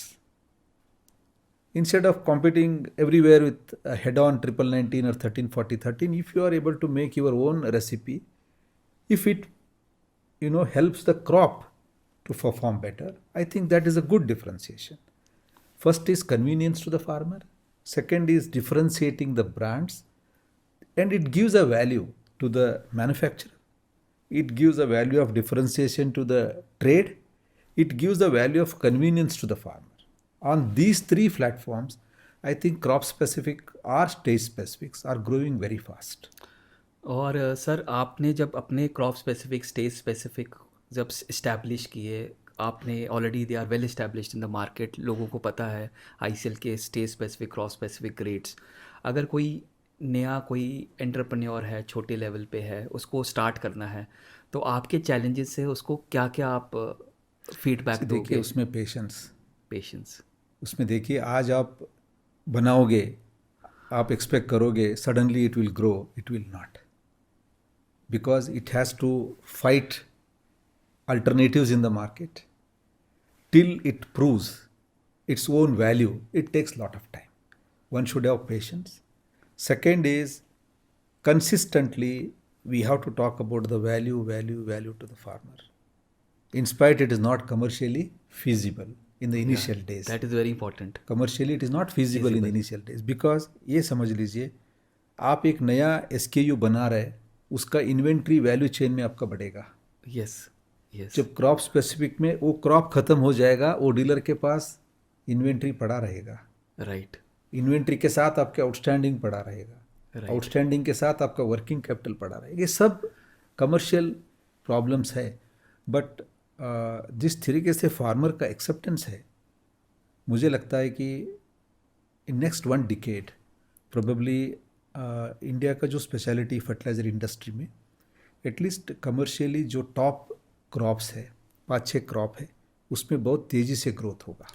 और sir ये 4-5 crops कौन सी हैं जिसको हम target करना चाहिए, जिसने नया स्टार्ट करना है, उसमें जिसमें इसको इजी मिलेगा, जिसको सबसे ज़्यादा फ़ायदा मिलने इसमें के जो चांसेस है, हैं? देखिए, vegetable is one of the best bet because it's a short duration. If the output prices are there, suddenly you have a big market. Okay. People are there in tomatoes and all vegetables. Second, horticulture segment में आप आएंगे तो आपकी बनाना है, grep है, pomegranate है, ये 3 है. अभी तक पोटैटो में इतना ज़्यादा फर्टिगेशन में काम नहीं हुआ है, बट फ्यूचर में वो भी एक अच्छा कैंडिडेट हो सकता है. और सर आजकल जैसे रैलीज़ है और पेस्टिसाइड कंपनीज़ हैं, ये स्पेशलिटी फर्टिलाइज़र में भी काम कर रही हैं, even though their background and their backbone is of pesticide. तो फ्यूचर में आप पेस्टिसाइड इंडस्ट्री को इंटीग्रेटेड होता देख रहे हो सर स्पेशलिटी फर्टिलाइज़र के साथ? See, this nutrition is becoming the heart and soul of the entire crop management. Okay. Okay. Probably because of the challenges posed by the efficiency, challenges of the soil degradation, challenges of the agroclimatic condition. All put together, पहले इतना मैं नहीं देखता था importance nutrition management पे. ठीक है, वो एक बैग डाल दो, एक बैग डाल दो, बट आज suddenly the shift has taken to the nutrition. If you look at olden days, the major shift was on the varieties. Right? Yes. Then the major shift was on the major focus was on the pesticides. Pesticide. Suddenly the shift has gone to the nutrition side. If you look at the overall agri input industry is realigning itself. Whether a frontline, I'm a seeds company, I'm a pesticide company, but I am touching the farmer. Yes. Right? I am touching the farmer. The second is to promote any product, crop is becoming the focal point. When you look at a crop, when you are developing all other solutions, why can't the nutrition? Understood.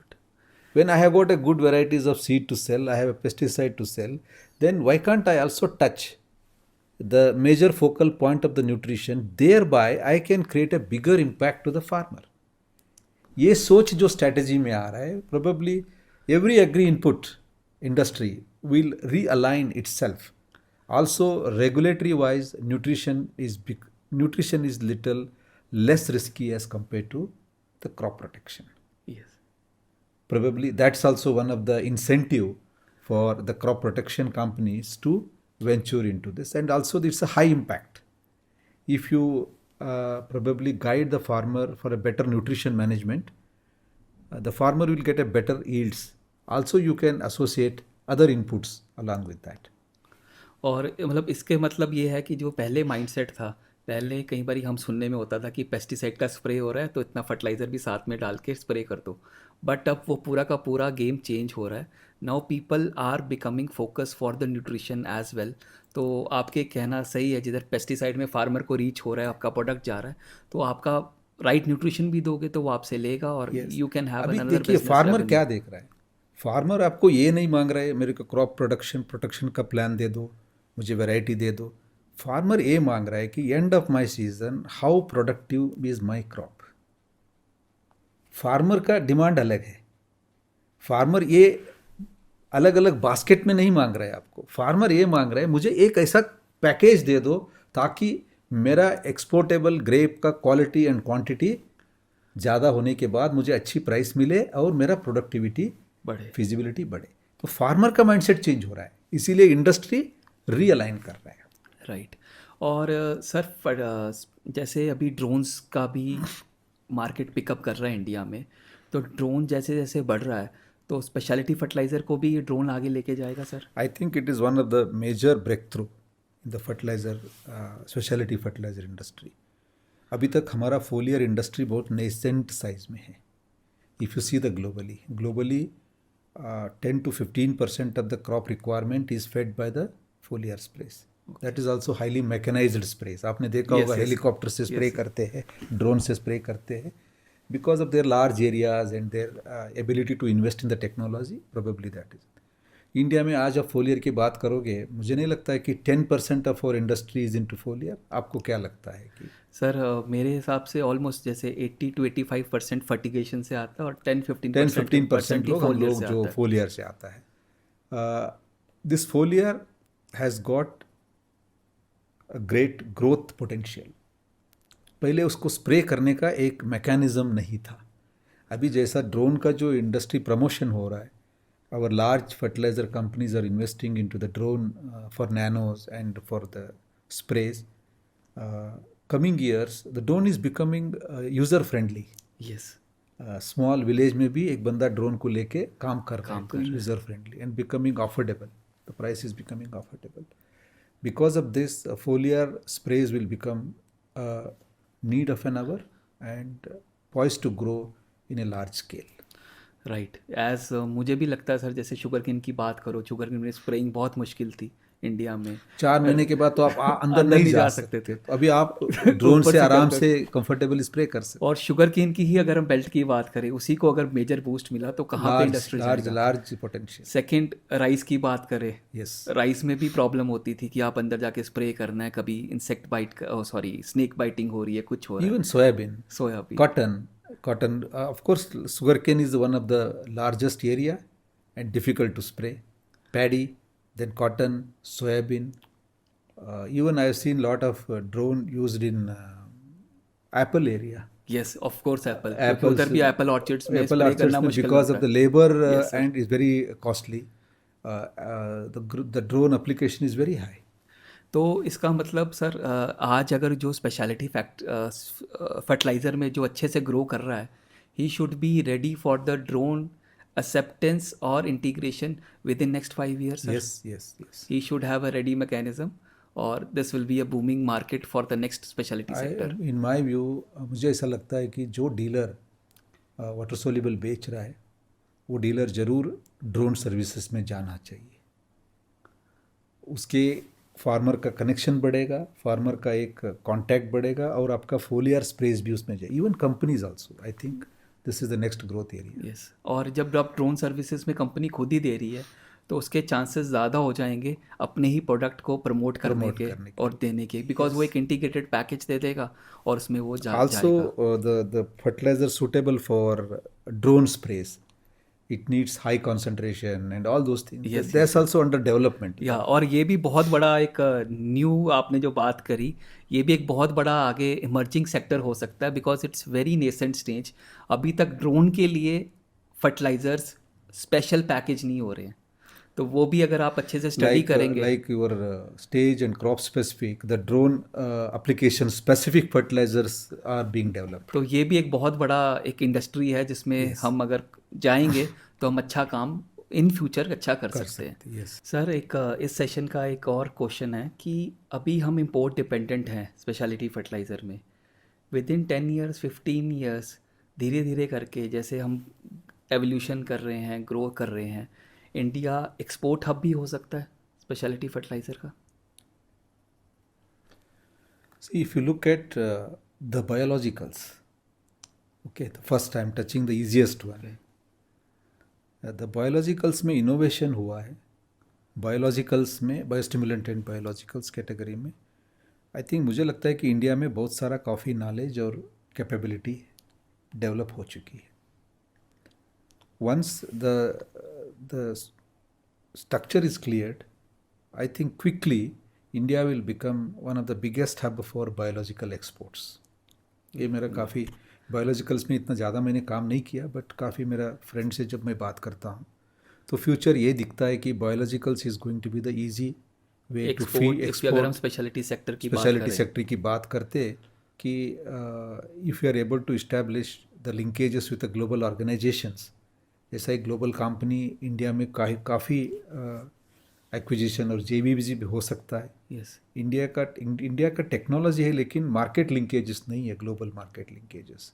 The way China is connected to the world for the export, India से उतना अभी तक export का connectivity नहीं हुआ है. तो ये एक सबसे बड़ा गेम चेंजर जो हो सकता है. It may happen in next 3 to 5 years. span. Major changes may happen. Then India can become, make in India, a production hub for micronutrients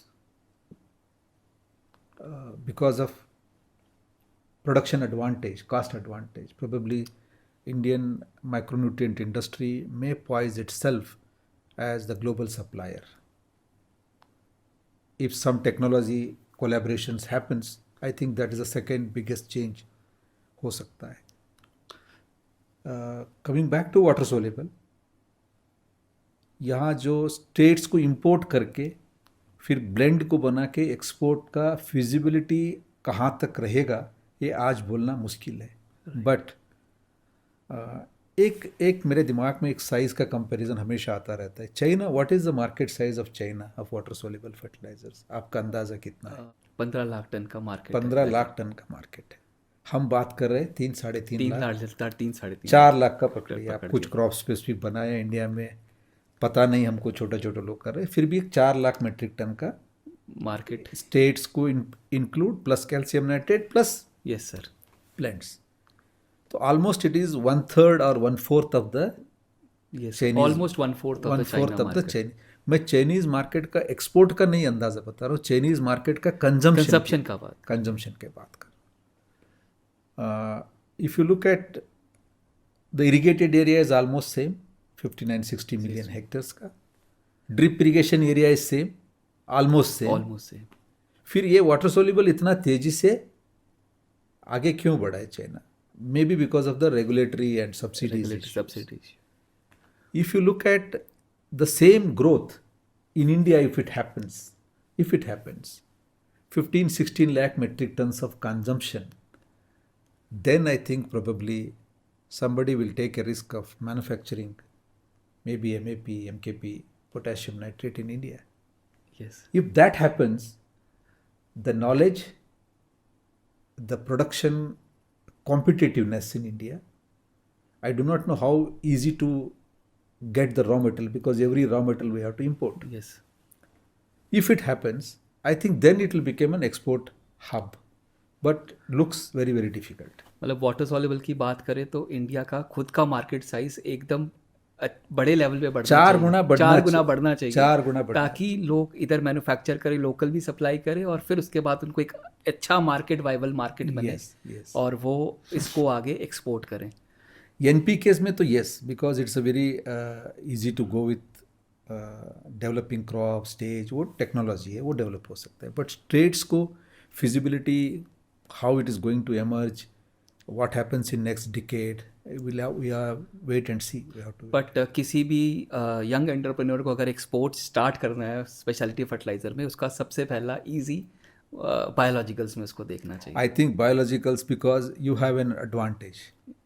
Already the technology is there, innovation is there, and production capabilities are there. Already it is there. Yes. So only the missing is the market link. Market link.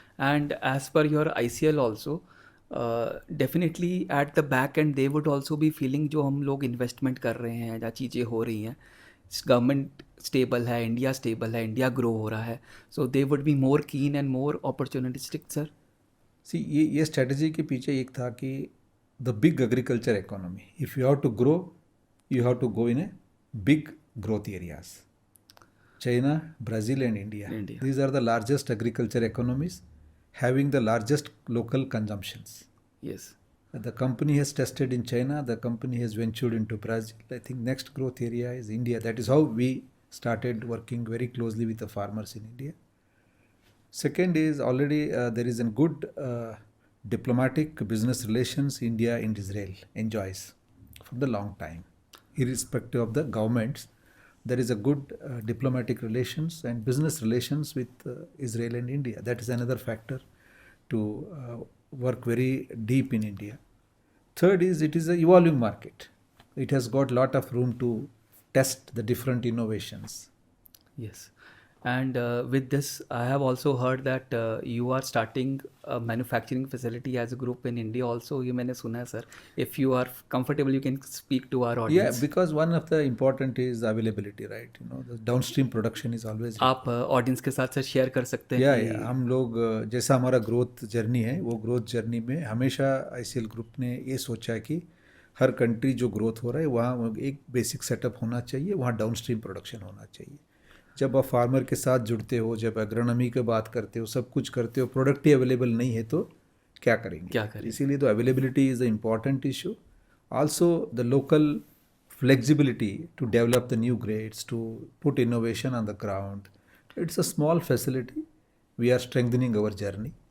Yes, viewers, ICL will now be coming up with their water-soluble blending facility in India also. Yes. And definitely it will give a big boost to the Indian specialty fertilizer sector. Yes. And sir जब आपने facility अभी आपने डाला है, plan किया है, in general I am not talking about the ICL only, but in general what were your thoughts for putting up the facility in India, sir, when you can easily get it from Israel? So that's what I told. Any growth journey in any country, the big country, you need to secure your availability, supplies, because of all the disturbances and the lead time required coming from other country. Third is, responding quickly to the local conditions. You want to make quickly one crop specific grade and the volume is less, the batch number is less, so that you can quickly respond to the local needs. So these are the three basically to help the market to get the material. Second is to increase the convenience. Third is probably the advantage of production also in India. Still we have to import all the raw materials, but yes, the production wise you are there in the country. And sir, we wish you all the best and Thank best you. wishes for this facility. Thank and you. definitely it will be a boon for the Indian farmer. Thank you. अभी sir हम next session पे आते हैं. ये हमने general सर्वे किया था आपसे बिना पूछे, और डिफरेंट क्वेश्चंस हमने इंडस्ट्री से कलेक्ट किए हैं. Okay. फील्ड लेवल पे आपका, क्योंकि आपके इतने इंडस्ट्रीज़ में काम किया है, कॉर्पोरेट लेवल पे, फार्मर लेवल पे, और वो मैं अब आपसे एक एक करके क्विकली पूछूंगा. सर पहला क्वेश्चन ये है कि क्या कोई ऐसी क्रॉप है जो सिर्फ मैं स्पेशलिटी फर्टिलाइज़र यूज़ करके उसकी अच्छी यील्ड ले सकता हूँ इंडिया में? बहुत सारे क्रॉप्स है, एक नहीं है. मेरे अनुभव से ये मैं कहना चाहता हूँ, water soluble is one of the alternative of giving the fertilizer. It is also nutrient, right? It is a high efficient nutrient which has got ease of application. So आप कोई भी क्रॉप दीजिएगा, कोई भी क्रॉप आप देंगे जो drip irrigation में है, उसमें वाटर सोल्यूबल यूज़ करने से हमेशा आपको मार्जिनल कॉस्ट बेनिफिट रेशियो जो है हमेशा ज़्यादा मिलेगा. ओके. Any crop. सेकंड एक कॉमन क्वेश्चन है सर कि डीलर लेवल पे अगर मेरे को सेल बढ़ानी है स्पेशलिटी की, तो मुझे किसी ना किसी तरह फर्टिलाइज़र को, बल्क फर्टिलाइज़र को साथ में लाना ही पड़ेगा और डीलर को देना ही पड़ेगा. इज़ इट अ मिथ और अ रियलिटी?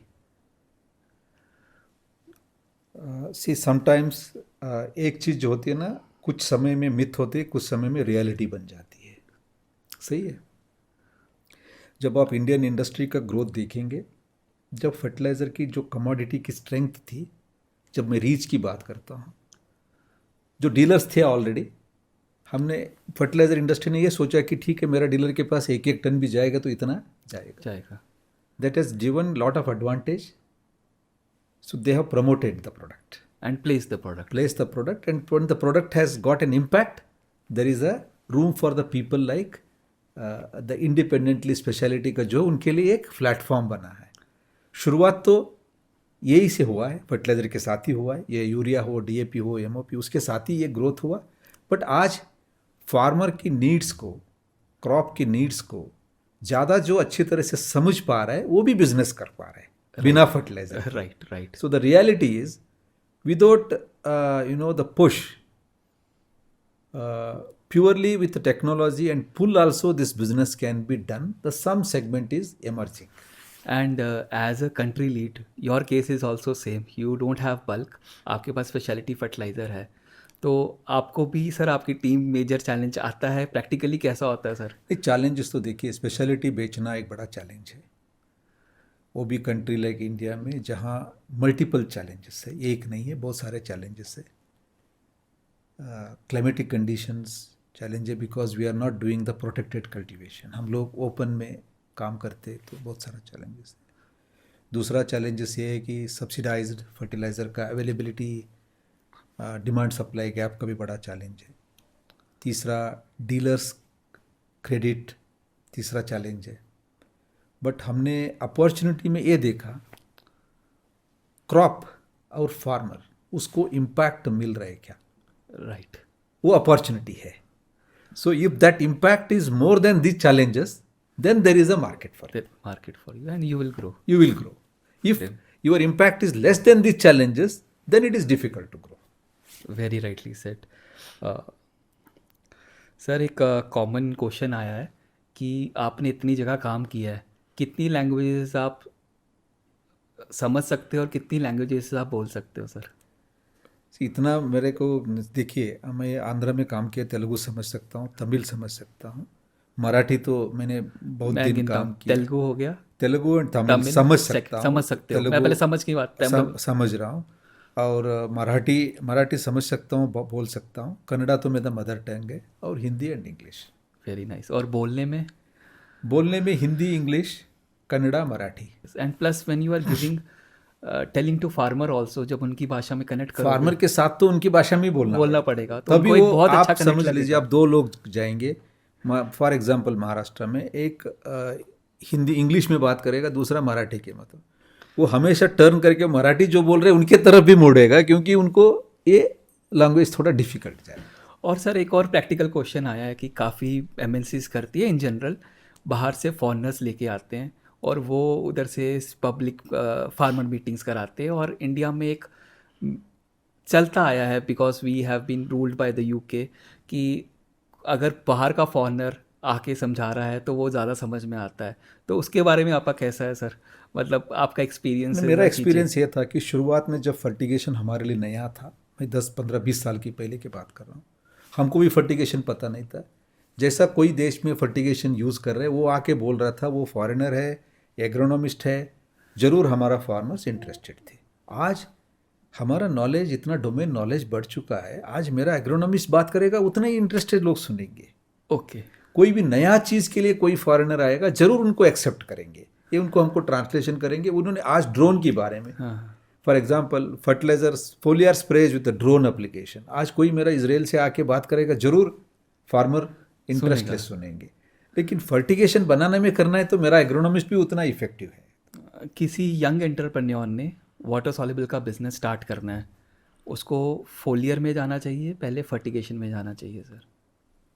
पैसा उसके पास उतना ही है, फंड्स उसके पास उतना ही है। देखिए सुपल जी, जो भी बिजनेस आप करोगे, आप कौन सा मार्केट में है, ये आप तय नहीं करोगे मैं क्या बेचना चाहता हूँ, ये मार्केट तय करेगा क्या बिजनेस आप करना चाहिए। राइट। आप कौन सा ज्योग्राफी में जाना चाहते हो, पहले वो डिसाइड करना पड़ेगा।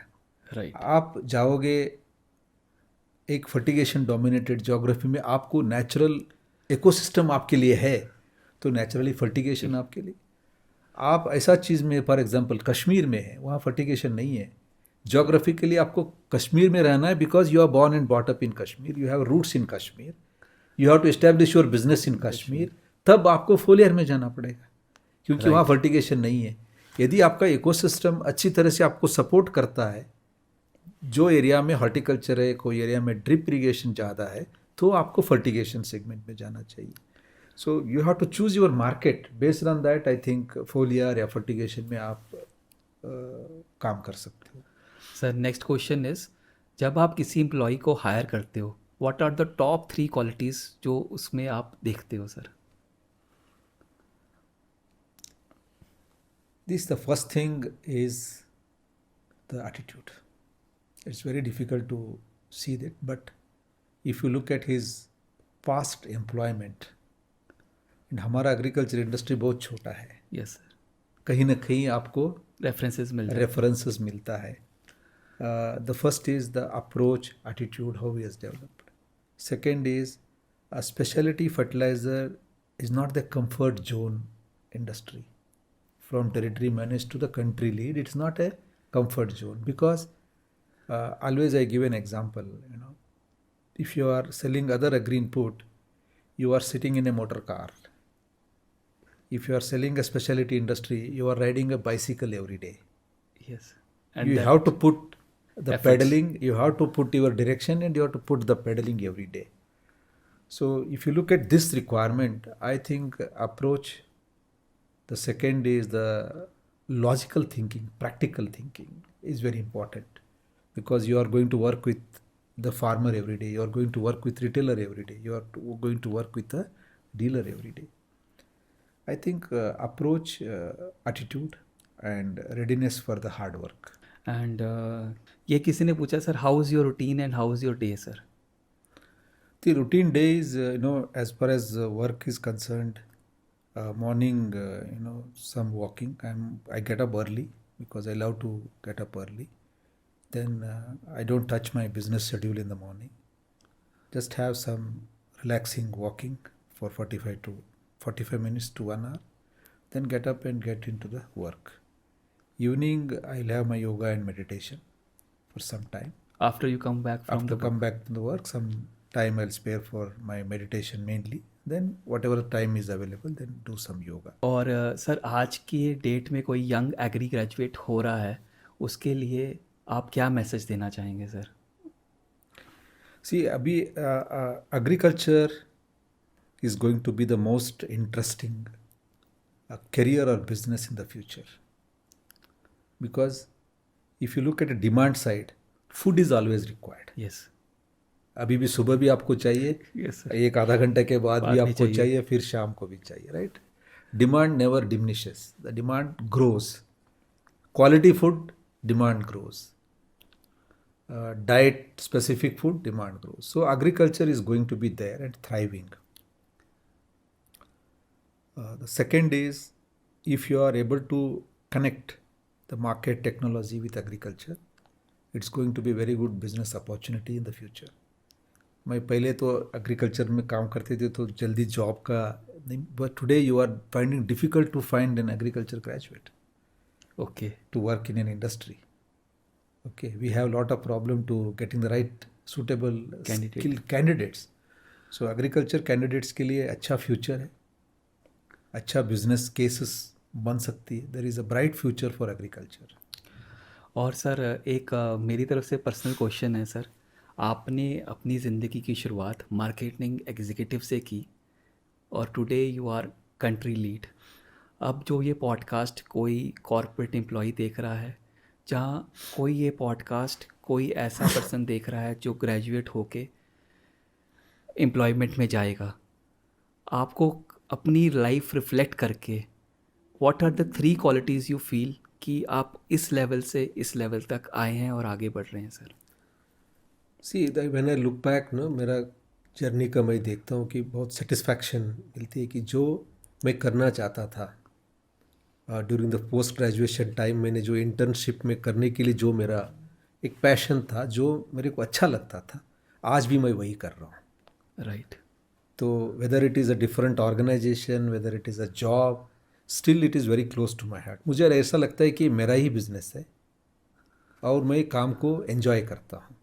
तो कभी भी ऐसा नहीं लगता है कि मुझे somebody is telling me to do this, I'll have to do. नहीं, ये मेरा इनर सेल्फ बोलता है कि ये सही कर रहे हो आप जो भी फील्ड चूज़ किया वो फील्ड में आप करते आए. I am completing 30 years. ऐसा नहीं लगा कि ये 30 ईयर्स में एक नौकरी एक बोझ है. नहीं यार, मुझे ये भी करना पड़ रहा है. मंडे को ऑफिस आना पड़ेगा. मुझे ऑफिस जाने के लिए एक बटरफ्लाई का जो फील होती है कि जल्दी जल्दी चलो, जल्दी जल्दी मार्केट में जाओ. तो कुछ तो because when you love the things what you do, always you enjoy it. तो the field what I have chosen is with lot of interest I choose this field. Otherwise I had an opportunity to join wall manufacturing company, something like that, engineering companies. But मैंने choose किया कि farmer के साथ, soil के साथ काम करना है. तो आज लेवल्स अलग अलग हुई है. लेकिन आज भी मेरा जो फोकस है वो लास्ट माइल जो फार्मर है, राइट। जो फार्मर के लिए कुछ अच्छा चीज़ हो सकती है, वो मेरे लिए एक खुशी की बात होती है। इसीलिए मुझे वो प्रेशर नहीं लगता है कि मुझे वो टायर्ड नहीं लगता है कि because I am doing something for the thing which I wanted to do. मैं एक चीज़ बताऊं, जब हम नागार्जुना में काम करते थे, एक अच्छा एचआर कोच था, उन्होंने एक लाइफ गोल एक्सरसाइज बनाई थी हमसे। 4 दिन का एक, इट्स वेरी अर्ली डेज था, because always I go back to Nagarjuna because that has given us lot. It has a formative years. They have given lot of things to develop us. एक HR का जो manager और coach था, उन्होंने life goal exercise बनाई थी। He told us, think widely what you want to do in your life. Don't worry about your promotion. Don't worry about your designations. You just put yourself, the free. After 5 years, what you want to be. After 5 years, after 5 years, end what you want to be. Okay. So, and this was in which year? It was in 97, I think. 97. 1997. I was in head office 1997, exactly 97. So I put every 5 years, I was a coordinator. Then I wanted, the general manager was the biggest thing in those days. अब लगता है general manager बनेंगे तो general life बन manager जाएगी। बने तो life set हो जाएगा। तो बिकॉज जनरल मैनेजर को देखते तो ऐसा लगता था कि 5 साल में मुझे, नहीं 5 साल में zonal manager is powerful for the region. Zonal manager बनना है, उसके बाद जनरल मैनेजर बनना है, उसके बाद एक 500 करोड़ एग्री इनपुट कंपनी का हेड बनना है।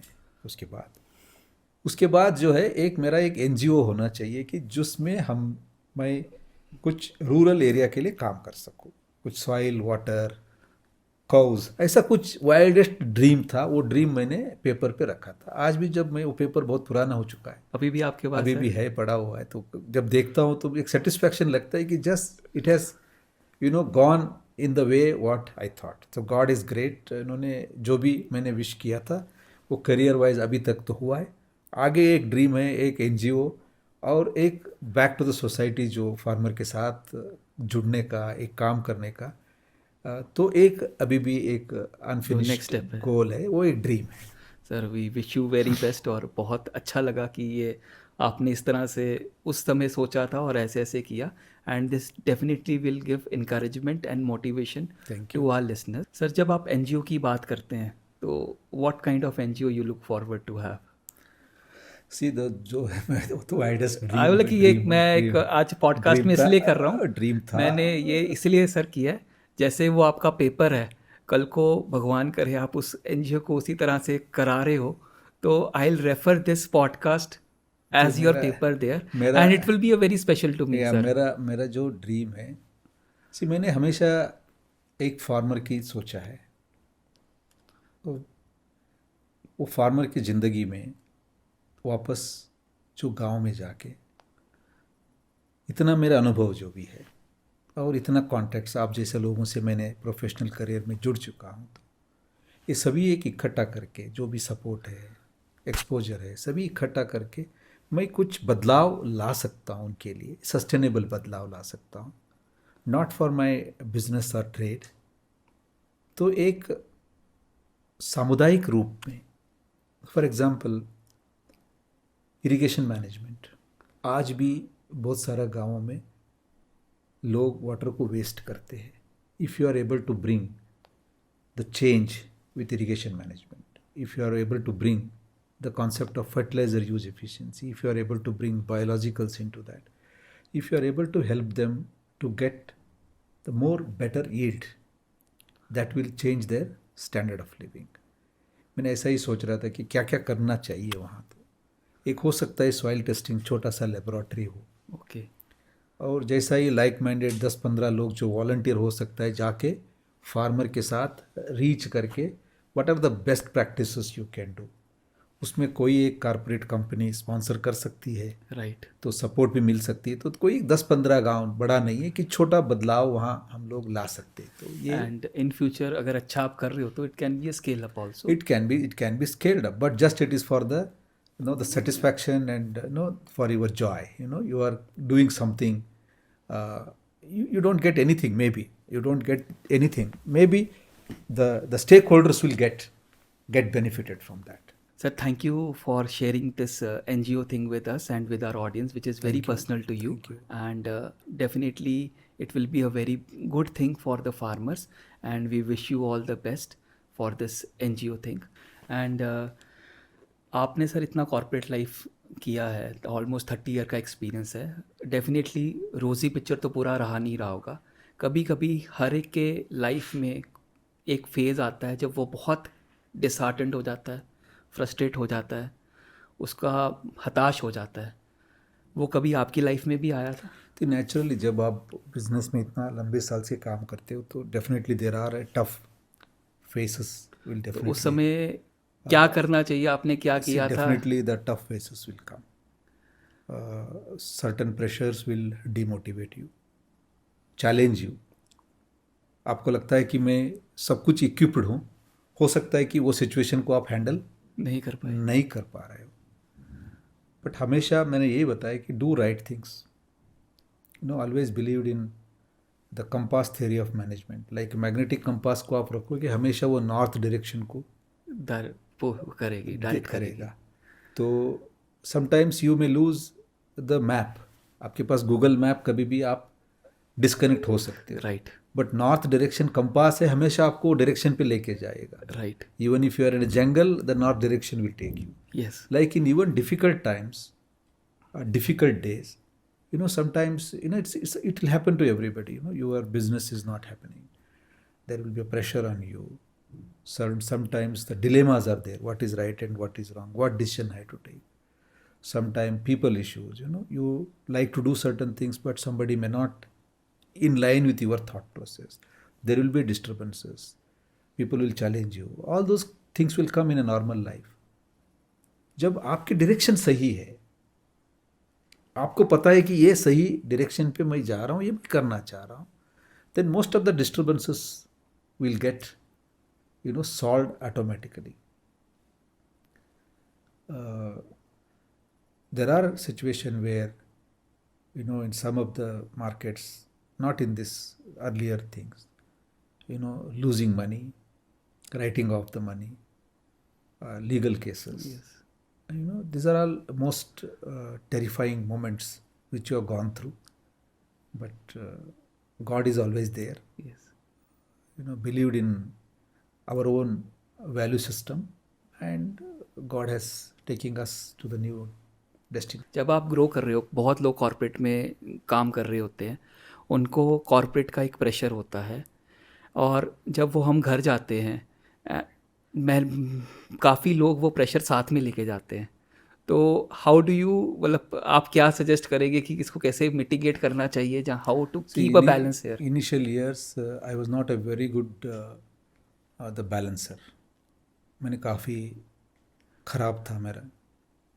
मैंने कभी बैलेंस टूर्स, मेरा बहुत ही ज़्यादा टूर्स ओवर होती थी, ज़्यादा मैंने दिल पे लेके काम करता था, तो कभी कभी थोड़ा बैलेंस बिगड़ता था. In the sense I was not able to give my best to the family during the formative years.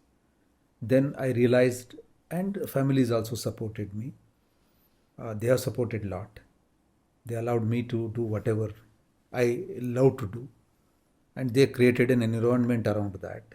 I am blessed to have the very understanding wife, and my kids, they grown up and they always supported me. But मेरा ये कहना है कि the things have changed. Earlier in a sales life, you know, the bosses used to ask you the weekly travel Yes, plan, yes. travel travel plan. कितना किया है? Travel plan पूछते थे. आज सिचुएशन चेंज हुआ है. आज हम लोग ये पूछ रहे हैं कि भाई आपका KPIs क्या हो रहा है, and we are more worried about their work life balance. हम लोग ये खुद बोलते हैं कि आप फैमिली के साथ भी समय बिताओ. But earlier days were tough, not only for you know the me, the people who worked in 1990, no, during that period, 94 to 2005, 10, something like that. It was a very strict, disciplined marketing. Like the consumer durables people have to travel traveling salesman cycles, like 15 day cycles or 1 week cycle. Now the technology has changed. You can speak to the person on mobile phone. You can speak to on the Zoom call. So now it's a lot of improvement in the work life balance. Now We are practicing, the 5 days week, and one day flexible work from home. Okay. This is at the sales team also? Sales team, no, sales team is flexible because they cannot work from home, so they are doing on their own. But I think the work life balance has improved a lot. As an industry, it is improved a lot. As a company, where I'm working, it gives a lot of importance to the work life balance, and we are balancing it out. And अभी जैसे time change हो रहा है, work life balance change हो रहा है, तो आपको खुद भी सर फील हुआ होगा कि if an employees work life balance है वो ऑर्गेनाइजेशन को ज़्यादा कंट्रीब्यूट करेगा? Yes. Because you see, if you compare to the olden days, opportunities are more.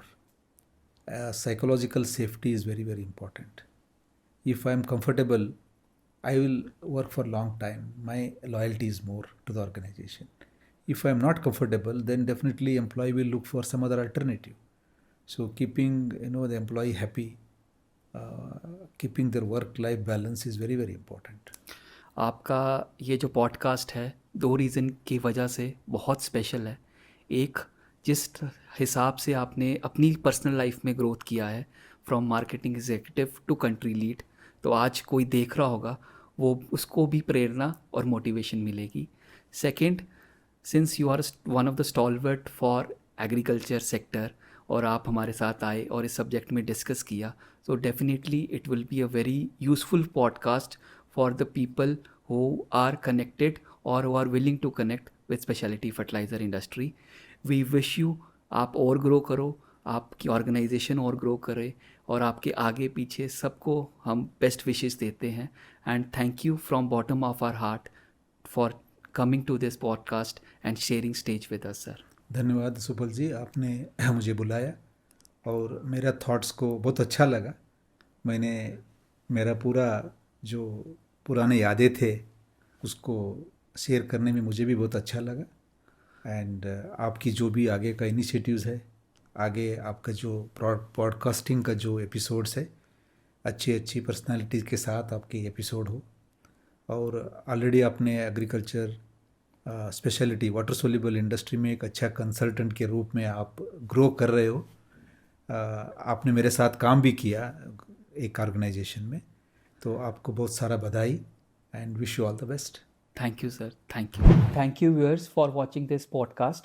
Hope this podcast have been useful to you. And if it is useful, we request you to please share with your friends and colleagues. And keep watching Supal Sharma Show. Let's learn from the industry. And we will be back with you with a new exciting episode soon. Thank you.